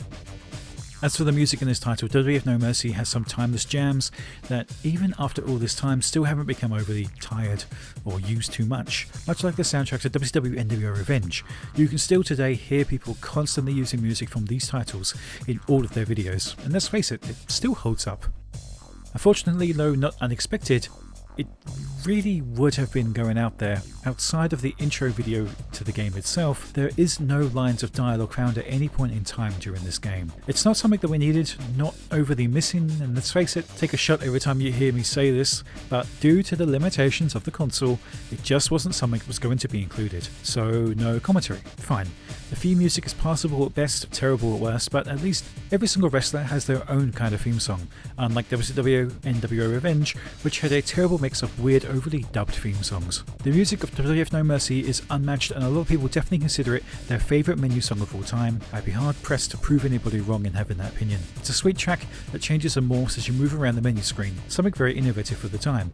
The SmackDown More theme that plays whilst you shop is also great, sums up the whole experience. It's great elevator style music as you browse for your next unlock. The season mode for sure is the highlight of this title, and the thing that will keep you coming back for more. This time around, the former season mode, seen previously in WrestleMania 2000, is completely abandoned, leaving behind the lifelike entire card represented in that game in favour for a non-linear series of events taking place around your character primarily, becoming more alike WCW NWO Revenge's Championship mode, which makes sense given the title of this game's mode is actually just now called Championship. After choosing to go after a championship, you're shown the 7 available titles that were all represented and seen on television from around this time. The World Heavyweight Championship, by default, is held by Triple H. Now, season mode for each championship is different enough to be interesting through different playthroughs, but finding out little things like this is always really interesting. If you win the Royal Rumble, despite whoever you may choose to play as, you'll basically be role-playing as The Rock going forward, having whoever you have chosen basically repeating The Rock's lines in the build-up to WrestleMania from 2000. If you happen to lose the Royal Rumble, or don't even qualify, you'll be thrust into the story of Mankind/Cactus Jack, building up to challenging for Triple H's title, meaning that essentially there is a fluid default champion in this title before you finish the championship story for the first time. It's pretty wild. Now, what keeps people coming back to this game is the story itself and the warning given at the start of each one. Whether you win or lose your matches, the game will continue. The story in No Mercy is like a bonsai tree with its roots stretching out before you. If you cut one path, another one will present itself, much like in real life, meaning that although you have failed once, it doesn't ultimately mean the end of the road. There's always another path that you can take in order to get to your goal at the end. Of course, Championship mode isn't always fair, much like real-life WWF, although you may find yourself with the WWF Light Heavyweight Championship, for example, winning a hard-fought back-and-forth matchup. The title may immediately be stripped from you just moments later, a total gut shot after such a victory. Of course, because you won such match with Dean Malenko, the path continues forward, giving you another chance to go up against a champion somewhere else down the line. Now, this gives you some great backstage interactions between other wrestlers and leads to some hilarious-looking segments that can play out. Of course, the story can twist in other weird directions, with you choosing if you wish to play through the Women's Championship role as a Mao, or even win the Light Heavyweight title with Viscera. Now, in the middle of the Light Heavyweight Championship story mode, I was given the chance to tag with Crash Holly to apparently go for the tag team titles. Unfortunately, I lost, again. Losing every match since being screwed out of the Light Heavyweight Championship sent me on another story route. Taz confronted me backstage and then beat my ass for 6 minutes, submitting me at ringside. Unfortunately, I was granted a rematch and beat him half to death with a piece of table. So fast forward to Survivor Series and the Light Heavyweight Championship path. The owner of the WWF is in the ring. Apparently, he saw my amazing fight with Taz that went a minute and a half and demanded that Dean give me a rematch that I wanted. I had another hard fought match against him.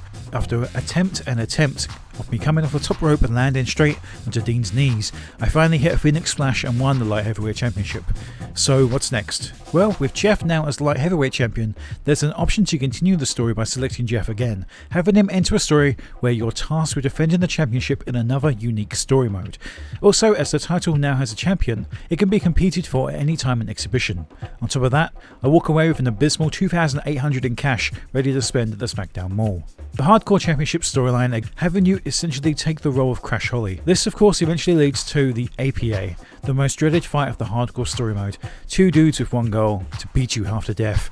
Double team after double team, and unfortunately for them, they don't know about Steve motherfucking Blackman. Using the amazingly placed trailer at the back, it's easy enough to hide and build up your finisher. Then, using Blackman's badass chokeout, you can take out either Bradshaw or Farouk fairly easily. Still quite stressful, I'm not gonna lie. Even more stressful is the immediate return match that came straight after, having another two guys jump poor Steve Blackman. It's all good, I got the trailer trick down. So it's time for the Hardcore title's final challenge, a match against the Hardcore legend himself, Cactus Jack. It's pretty sweet to go one-on-one with Mick at the Royal Rumble in 2000. Probably Cactus Jack's most iconic moment in the USA, and definitely the most iconic moment for that face of Foley. Anyways, just another victim for the motherfucking dojo's Steve Blackman. Now the main thing that keeps people interested in Championship mode itself is the overall complete percentage. My first run of the Hardcore Championship winning each match gave me just 14% of the overall completion rating, meaning that losing every other match, or just going straight losing throughout, would give me a totally different story than what I saw the first time through. Of course, adding to this would be the ability to defend said championship. If I went through defending the Light Heavyweight title, for example, it would add to the overall completion again as it would another story percentage added. Same with losing the title immediately, fighting throughout the rest of the story in order to regain said title. It's all different, it's all interesting, and it's super engaging. The season mode isn't without its flaws though. There are quite a few strange mistranslations that take place throughout. After losing my championship to S.A. Rios, I am then stripped of the title. A tournament is announced and I win my first match. Taka Michinoku, who to be fair may be confused, confronts me stating that I've only defended my championship once. True? No? Season mode does continue to throw a spanner into the works in a lot of different matches, especially important ones. Big matches often include run-ins by multiple people, not as bad as the Rumble itself, but story important people will often run down to ringside and attack you mid-title match, adding to the stress of each season finale. It would seem as though the best way to truly get rid of them is just to hit a finisher move, and if you're lucky enough for hitting multiple drop kicks from the top rope, this will force them out of the ring and they won't return. That being said, after my second run through the Light Heavyweight Championship, losing my first match and then winning the remaining matches gave me another 24% in the Light Heavyweight title's completion rating. So anyway, let's take a look at Mankind's run for the World Heavyweight Championship. Apparently there's a new era in 2000, a Triple H era, and that'll never catch on. The promo here is about the McMahon-Helmsley era. Sucking is 100% a Mankind/Rock promo from the early 2000s. And once again, Triple H's cutscene, now making perfect sense with both The Rock and Mankind in the ring, calls for a pink slip on a pole match. A match that, yeah, really happened. This is where the story will get a little weird though. In real life, The Rock won this matchup, meaning Mankind was fired from the WWF. Oh, and then we get the amazing matchup of Steven Richards taking on Triple H for the title. Our goal at this point is to make sure that Steven Richards wins the belt. Hilarious feat indeed. What? Steven Richards? Well, in case you didn't know the amazing story behind this, the truth is, well, it was meant to be the Big Show present in this role, but due to his increased weight and overall sluggish appearance around WrestleMania season, he was completely cut from this title and replaced by Steven Richards. To my disappointment though, Steven Richards wins the match but doesn't capture the title. Ooh. Then there's another handicap match, a hard one, real fucking hard. The Road Dogg and Billy Gunn take you on in a 2-on-1 handicap match, and if anybody interferes, they're fired. Now, in an awesome twist, The Rock makes his return. See, he can't be fired if you're already fired. Very clever. Now, honestly, I struggled for an hour before I just had to turn cheats on. Fuck the handicap matches in this game. They're just real difficult. Now, after a couple more short matches, the Street Fight The Royal Rumble takes place between Mankind and Triple H, which again is very interesting as you win the match. But because Road Dogg interfered in a street fight, you lose. God, I feel like I'm playing SmackDown vs. Raw 2011. We're not even there yet. Now, which is even more interesting is that the match that takes place here is billed as a career match. And again, that works out, but it's a cage match. Career versus title in a cage match. Because we don't have Hell in the Cells. See, this is essentially the No Way Out 2000 story where Triple H challenged Mankind to a career match. Again, it makes sense on some levels, but we don't actually have Hell in the Cells, so it's a cage match. So Triple H rushed his little ass out of the cell, so I guess I'm losing. Man, cage matches are huge in this game. And yes, like what actually happened, Linda McMahon comes out, announces that Triple H will defend his title in a four-way, including Steven Richards, The Rock, and Mankind. Not Mick Foley, which is weird. Nevertheless, Mankind's road to WrestleMania and the WWF Championship is quite a fun one. But yeah, a bit more linear than what I'd initially thought.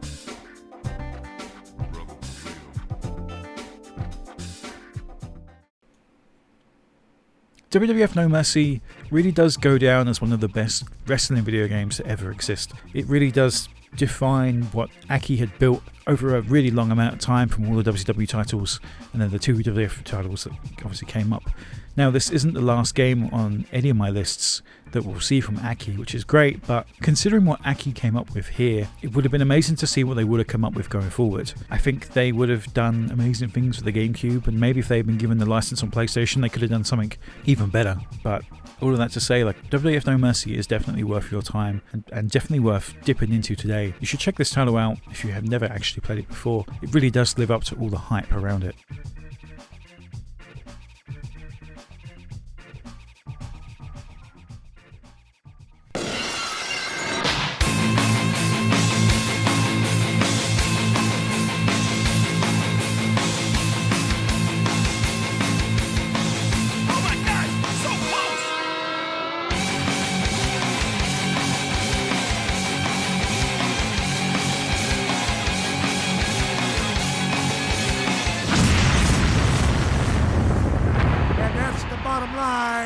Stone Cold said so. WWF SmackDown 2 Know Your Role, released on November 21st exclusively for the PlayStation, same as the original SmackDown that just released 8 months earlier. Racking up an incredible 8.2 million copies sold, WWF SmackDown 2 is truly a trailblazer for wrestling games going forward, especially on the Sony side of things. Without SmackDown 1 and 2's contributions to the timeline of wrestling video games and the complete and utter abandonment of the Aki Corporation, I do truly believe that we would be lost going forward. Thank Dog for Ukes and THQ's partnership. I've spent so many hours within the world of SmackDown 2, this game completely took over my life in 2000 after it came out, to the point that even a year later on the PlayStation 2, the whole next generation of console, I still continue to play SmackDown 2 instead of just Bring It, due to its vast selection of features, unlocks and never-ending season mode. The trailer for this title included Kurt Angle making his way through the Rock's hotel from the original trailer, which is definitely interesting. It would seem that the WWF had already had high hopes for Kurt Angle, and could see him really becoming a huge star within the company. At this point, if we assume this was filmed around August, he'd have been with the company less than a year, and given it's The Rock's catchphrase once again, it's interesting that they chose Kurt to be the poster boy for this title. Now, before we get started, I've been messing around with a couple different modded versions of SmackDown 2 for most of the footage. The It Doesn't Matter mod gives access to different HUD-less versions of this title, with added people and different attires. So if you happen to notice Taker is wearing something slightly different, or the Big Show is actually present, that's because it's a modified version. Just pretend it's a core version. Obviously, when it comes to talking about graphics and attires, we'll focus on the default version of this title. Now, shoutouts to Inspired, Kendrick SD2, and Youngboy11 for their excellent work on this game. I really enjoy messing around with the game HUD-less. It just gives matches a totally different feel. It makes it super cinematic, being able to experience the game in this way. I really wish it was the default option, but that's something else we can talk about later on down the line. Graphically, this title hasn't seen too much of a change, with wrestlers generally looking the same apart from a few slight differences here and there to match the current time frame that they've emerged from. Taker obviously has his American Badass attire this time around, but guys like Triple H, Road Dogg, X-Pac and Billy Gunn remain relatively untouched due to how they essentially didn't change anything about their appearance at this time. Billy Gunn missed pretty much the entire year, so it really makes sense that February or so was kind of the appearance that he held in this game. Well, I'm sure between games there was some form of graphical and texture upgrades, as I'd hate to say things look the same, but arenas, audience and entranceways do look to have been upgraded and appear higher quality and much sharper than before. Now, as always, colours tend to be the main takeaway whilst looking at the gameplay. From every second that you spend in and out of the ring, you can always see a great amount of colours, especially when using one or two main arenas found within this title. SmackDown and Raw both have a great amount of reds, blues and other bright colours highlighting every detail between each move and moment, whereas the dark green pay-per-view arenas consist of greys and blacks around the ring itself. Having the colours of your two selected wrestlers shine through and be highlighted ever so slightly against the backdrop of fans or against the rather interesting eye-catching entranceway. Now, the entranceway at first glance doesn't seem too different from what came previously, but a direct comparison really puts it in focus, the main difference between the SmackDown 1 and 2. It's literally night and day. Of course, the stage did actually change in real life, so this obviously has something to do with that, with the biggest change coming from Raw's shift towards having two massive screens to the side of the stage itself, whereas previously it was nothing more than a black top. SmackDown's original stage design seen in SmackDown 1 was essentially just a massive black void off in the distance with some shapes surrounding it, whereas in SmackDown 2 we genuinely couldn't get too much closer to what was used at that time, with the sweet Ovaltron sitting off to the right of the screen actually displaying what was taking place in the ring at the time. Now, the atmosphere of the menus found in SmackDown 2 is something to truly behold. I have no idea what Ukes was up to during the end of 99 and beginning of 2000, but it really was something just different. SmackDown 1's insane looking PlayStation 1 demo disc style menus to whatever the hell this is, with its crazy sound and music and incredibly obtuse fonts and menus, to whatever was going on with just bringing its alien style design, which we'll get to. SmackDown 2's intro has something just out of this world play out as you sit deciding where to head first. A strange alien voice can be heard in the background with some crazy synths underneath before the drums come back in, driving you into whatever menu you end up in next. I guess this is really what happens when you let a Japanese wrestling company create a wrestling title. This track was composed by Masafumi Ogata, which was also the same composer of the techno music found in Sonic CD's Japanese release. Once again, I'm tasked with describing the feel of this title. Low can only really compare it to the same kind of vibe that we'd get from playing Tekken Tag Tournament instead of Warzone or Attitude. Even just at a glance, either of these menus will kind of let you know what to expect from a professional wrestling experience, and this just isn't that. Not to be overly negative, it's just so strange and nostalgic. Not only nostalgic, but it just gives you the feel of floating through space. A true gift for sitting through those incredibly long loading screens. Now, the loading screens themselves, given how long we have to sit through them, are all frankly quite simplistic. Having a wrestler on the screen with an explosion in blue, a signature if they don't have their logo, or some random statistic, like Crash Holly's over 400 pounds weight scale. It's just what I need to get me ready for a match. I mean, who doesn't get fired up seeing Triple H bathed in green light, the Cat's overly MySpace looking pink with stars, or Tori's DX green seconds before she drives herself through a table. One of the actual live action shots that these screens really could have done more of. Kane's screen is awesome, showing Kane's mask sitting bathed in a dark and scary red light, but nonetheless, given how long we have to sit behind these and the sheer amount of loading screens in this title, I guess we could have had something a little more interesting, or any kind of moving image, letting us know that our game hasn't crashed as we sit and wait and wait and wait. SmackDown 2's roster is absolutely peak wrestling. There isn't a single person here that's missing that I can think of, apart from one giant-sized, big missing person, and Ken Shamrock, but whatever, even they make an appearance in Royal Rumble matches. Yes, The Big Show and Ken Shamrock were both in the beta build of SmackDown 2, but became removed after Ken Shamrock essentially left the WWF, and The Big Show was fat shamed for being fatty. Any Big Shows or Ken Shamrocks you may see in my footage is just cope from me, modding them back in, or pretend they're creator wrestlers or something. In total, there is a brand new set of 30 wrestlers that all make their debut in this title, keeping in mind that SmackDown 1 had only 30 superstars altogether. Knowing that this title adds that amount, it's pretty crazy for Ukes to pull off. Now, when I say debuting, I primarily mean debuting in the Ukes SmackDown series, as one or two may have appeared in WrestleMania or Royal Rumble for the Dreamcast before this title. So who have we got this time around? Well, there was quite a large stable presence on SmackDown 2, meaning that of course all DX members are here, including Shawn Michaels, who was missing from SmackDown 1. We have Team Extreme, including the debut Alita. We have the brand new inclusion of the Mean Street Posse, Joey Abs, Pete Gas and Rodney. We have all of Too Cool, Scotty the Grandmaster and Rikishi. We have the entire Radicals faction jumping over from WCW, Saturn Benoit, Eddie and Dean Malenko. Pat Patterson and Briscoe make their debut, appearing with Vince's Tron as his stooges. Crash Holly, S.A. Rios, Funaki and Taka make their debut for the hardcore or light heavyweight division. The Cat, Jacqueline Ivory, Stephanie McMahon, despite her recent appearance in SmackDown 1, and Trish Stratus all make their debut for the Divas. Viscera is here, along with Taz, who debuted at the Royal Rumble, and Kurt Angle, his opponent from said event, also debuts in this title. Now the rights to Censor's dominance over the WWF at the time means that Bull Bacano and Stephen Richards are here, alongside with their stablemate and returning star, The Good Father. So, who's missing?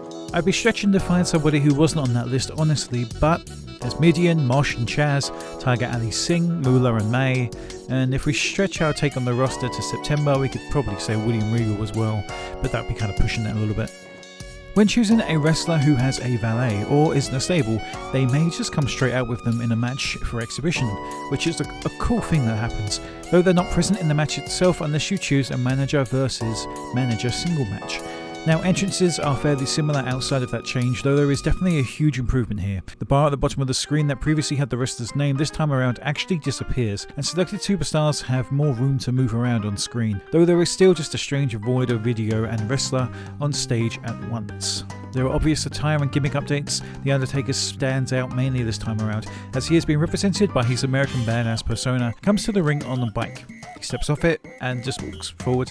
It's a cool enough visual, even though the unmodded game doesn't have his correct theme song. The Godfather has been updated to the Good Father, as I said before, along with Bull Buchanan joining Steve Richards on the dark side of things.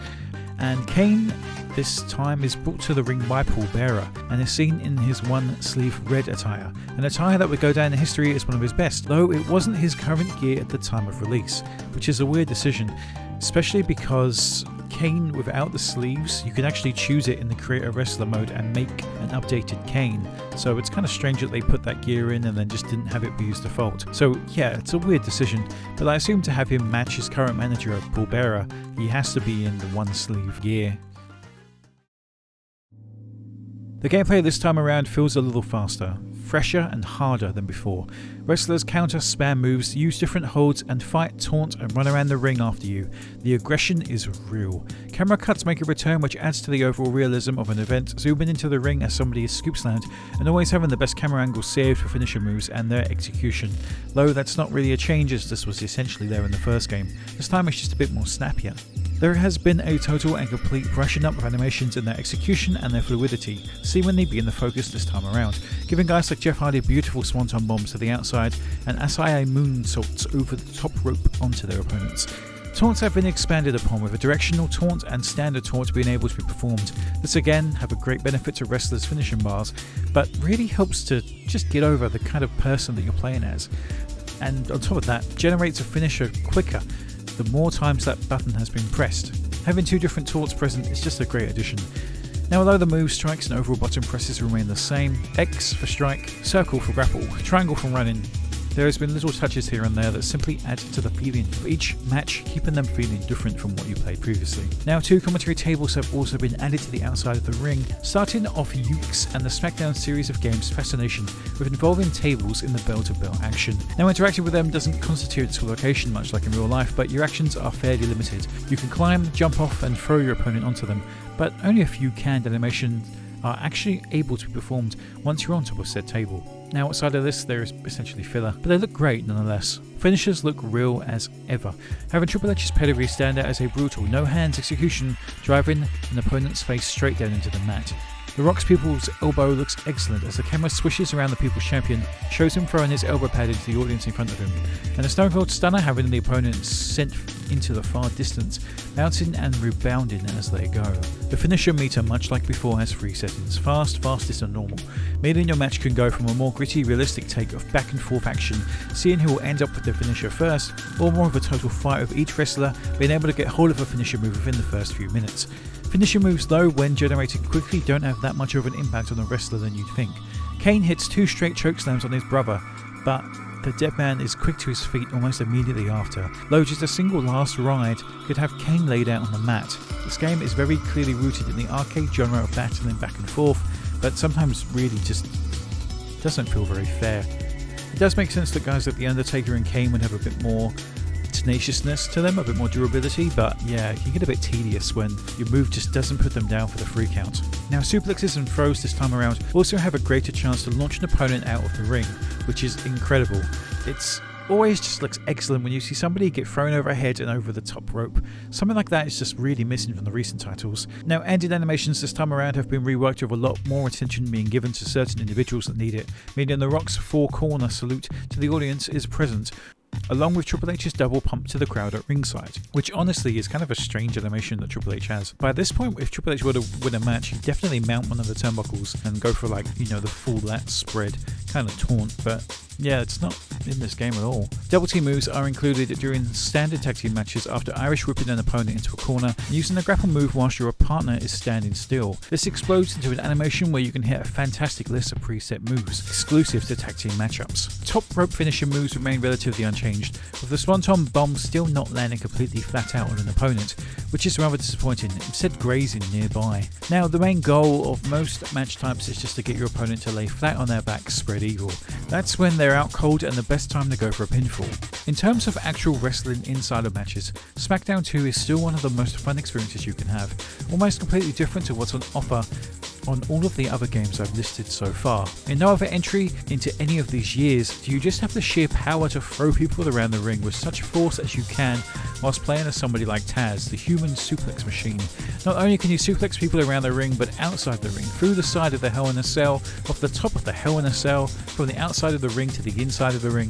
It's just so much fun. Nothing like this really comes close in today's games that really come around. And unfortunately, the games from this point forward become more and more limited on this kind of arcade-like interaction with 2 wrestlers inside of the ring. Now, the wrestlers do physically pass out, which looks awesome. Using the Taz mission, having a wrestler close their eyes and really just pass out does look so cool. They don't have the animation for actually tapping out. Submission moves, though relatively new to the series, still play out the same as before, with next to no submission system in place at all. You slap on a hold and as long as you're away from the ropes, it may or may not work. Applying the same hold a couple more times may give a submission, but otherwise there's nothing that you can do to affect such a thing actually working outside, just locking on the hold and applying more damage. Submissions, they're present in the game, but they're completely overpowered. It's impossible to break up a submission that's taking place in a multi-man match. Impossible, apart from pushing said submission attempt into the ropes. That's literally the only way to stop a submission attempt from 2 of your opponents in the matchup. There's no submission system, as I've said. Lock on a hold, maybe they'll tap. No button mashing, no button pressing at all, actually. Some occasions you can lock on a submission and put your controller down as you know the match will end, but it does feel so random. I think in the current day we're used to button prompts and minigames enabled to complete most actions like taking down titles, winning Royal Rumbles and throwing wrestlers through objects, though back in 2000 you simply just had to do the objective of a match in order to win. TLC makes its debut this year in real life and in video games, with the incredible Hardys, Dudleys and Edge and Christian taking place at SummerSlam that year prior. Unfortunately, TLC match with its tables, chairs and ladders is locked to just a singles match this time around. Casket matches also make their debut in SmackDown 2 and is essentially forgotten from this point forward. The match type itself consists of a massive object sitting at ringside, which can be picked up, swung around and used like a baseball bat. Its only use outside of being used as a weapon is the random occurrence that a wrestler will end up inside. This also happens after somebody is Irish whipped towards said object, then attacked until the lid somehow appears. Weird. We didn't really see casket matches that much around the turn of the millennium, given Undertaker was now in his American Badass phase. He wasn't exactly working on coffins. Table matches, although an interesting concept, actually gives us the option of competing as a tag team, something that was definitely important to said mode, giving us the ability to have the Hardys versus the Dudleys. The table matches themselves, though, like the casket, can be swung around like a baseball bat, and again, like the casket, require to throw your opponent towards them in order for them to be set in place and lay on the top of them. Like the commentary table, they can also be jumped off. Now, once a wrestler is laid upon the table, you'll often see the nearest AI sprinting towards the corner in order to hit a move from the top rope and put somebody straight down through said table. I think today we've become too used to the fluidity of said table matches, being able to hit a move near a table and the whole thing just falls apart, whereas in the first version of said match, things are a lot more stationary and stiff, despite the crazy fast chaotic battles that take place. Tables also have you set your opponent upon a table, giving you 2 straight options: jump through or use a grapple, move or top off. The list of moves atop the table is also relatively quite short. I think there's a rock bottom and maybe there's Triple H's pedigree, but most others will use either a powerbomb or a pile driver. If the opponent isn't weak enough, they'll reverse, and you'll be sent flying over the top rope or just off of the table in general. These tend to go on for a little while and they eventually will see a table break with a sweet looking pile driver, or powerbomb as I say. Cage matches remain relatively unchanged, a term that I'm sure I've used already, but it has to be said. I actually witnessed D'Lo win one of these matches almost immediately, which seems a bit buggy. Hell in a Cell matches were one of the most requested and most detested to be included in this SmackDown title. Though it's made its debut here, it's a mere shell of what it should be. It's a cage match, complete with walls, though they can be broken through, and a roof which can be climbed the top of. So what makes the Hell in a Cell special? Not much. After knocking down the walls, they can be picked up and used as weapons outside of throwing somebody off the top of the cell. There isn't much else about it. It was definitely something that the WWF and Ukes hyped up, though it's just an unclimbable form of cage match. I guess nobody ever really climbed the Hell in a Cell from inside either, so that kind of makes sense, but yeah, it's weird. You can break through the roof itself, but there isn't much more on offer here for this kind of match type. A shame. Our Crit match is back in SmackDown 2 this time around, including the same mechanics as before. You grab the microphone, talk some inaudible trash, and then attempt to force the microphone into your opponent's mouth to see if they give up. That's it, that's the match. You put on the damage and use the microphone instead of pinning. The ladder match includes a single ladder and only comes in the single match variation. Once you hit the top of the ladder, you can immediately dive straight off it, performing any kind of move when you come down top of your opponent. The ladder itself, much like tables and caskets, oh my, can be swung and used as a weapon, but actually does serve a purpose. At the top of the ladder, you can reach for the title and immediately win. The only catch in this match is to find a way to keep your opponent down for as long as it takes to actually reach it. Once two wrestlers are atop a ladder, they'll begin to swing at each other till one falls. That tends to be the end of a match. Now the catch is, once again, it's incredibly easy to knock down a ladder once somebody is atop it.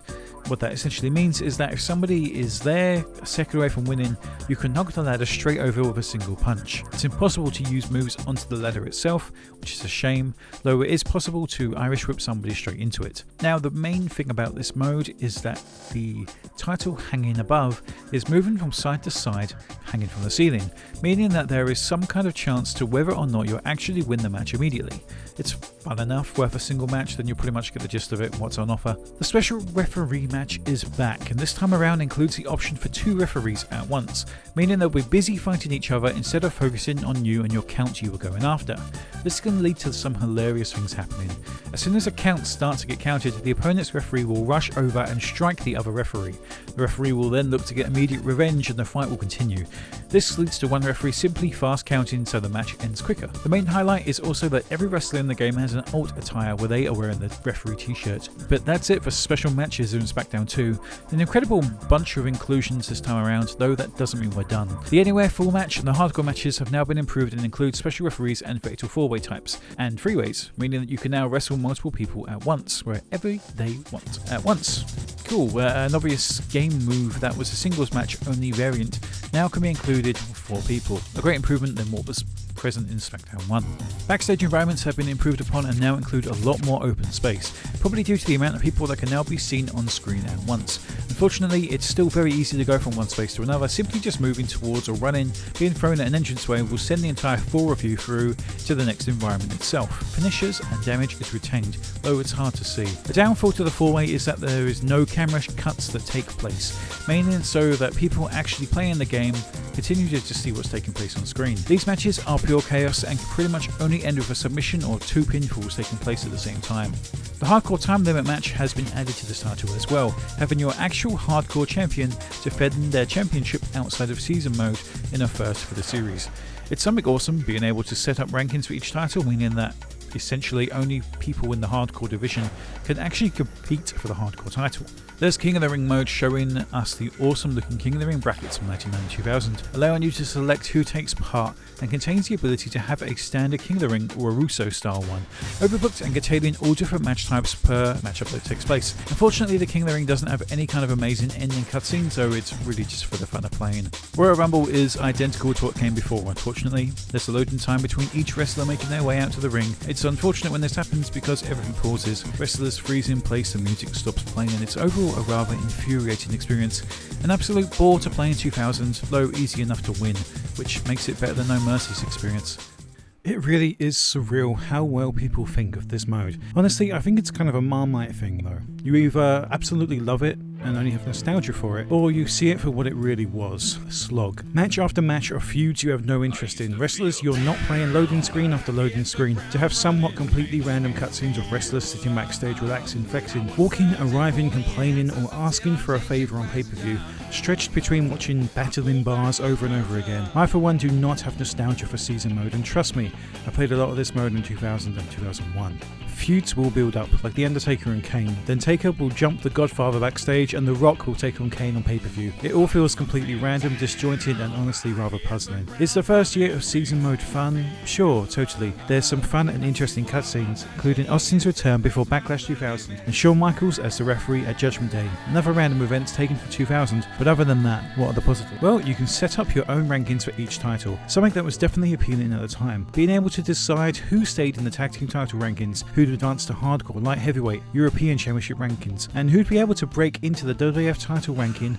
was all based on your own decision. What sucks about it is that there is absolutely no celebration to a new champion being crowned. If you watch the match or skip it, that sucks. Though you do see the new champion carry the belt to the ring during title defenses.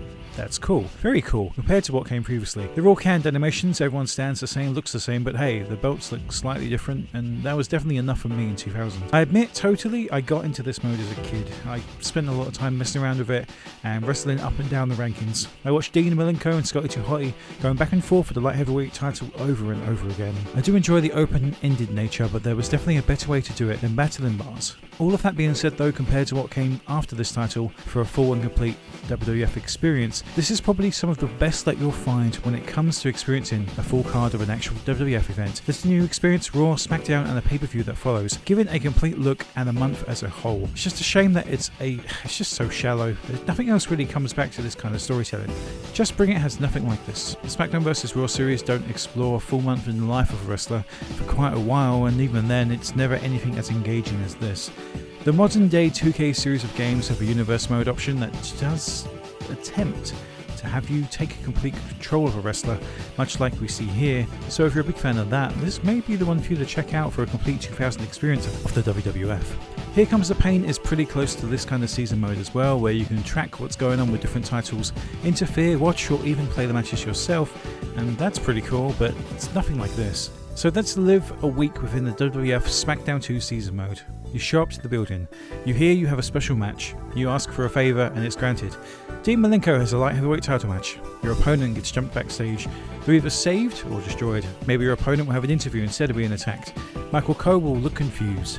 You have your match. You're satisfied with your victory, or disappointed in your loss. Sorry that wasn't entirely accurate. What I meant to say was loading screen, cutscene, loading screen, match, battle bar, loading screen, cutscene, loading screen, battle bar, loading screen, cutscene, loading screen, match, battle bar, loading screen, cutscene, loading screen, battle bar, repeat. It just goes on and on and on, and that's it. That's the story on offer here. Everything else you happen to come up with is essentially within your own head. Of course, there are occasional cutscenes like a stable meeting inside the ring, though nothing is said and it doesn't affect anything outside of that one thing that you just watched. A match may take place immediately after, which seems connected, but who knows, could be anyone. If the person who we just saw lost, then we may see them complain afterwards, or celebrate if they won. Occasionally, you could be attacked yourself before a match, which gives you a disadvantage. I assume there's no way to tell your wrestler's health in this game, so maybe. Of course, you can look into the championship history and see how many defenses that people have had in the past, or look at who your current champions are. The rankings are the main point that you need to be interested in, and as I'm playing as Taz in season mode, it's important to know where I rank up against the other people in the Hardcore Championship division.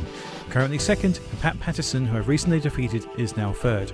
It's literally as easy and transparent as that, only it's not, because even as number one contender, I still didn't get a championship match for another month or two. It was insane. The simplicity in this mode is what makes it so appealing and interesting due to how easy it can actually be to get sucked into what's on offer here. Season mode can really surprise you at times, with random events like Albert and Test conspiring backstage before a nearby car almost attempted to run them both down. I remind you that the footage we're watching here is from year 6 of the season mode. So I'm 2 hours into recording this session of season mode footage. I'm getting so tired of throwing Pat Patterson around as the second ranked person in the Hardcore division when suddenly Too Cool are talking trash in the ring. China comes down to confront them and beats them somehow, according to the battling bars. I don't know how. After this matchup, Too Cool asks Rikishi to dance. In loss, he refuses. Cool, never seen that cutscene before. The next night on Raw, Too Cool are confronted by the Dudley Boys. They lose again and ask the Dudley Boys to dance, and they agree. This is just excellent. How could you not love this? Surprisingly, after seeing Too Cool lose to the Hardy Boys, I actually did end up in a match against Rikishi, which I won, which led to nothing.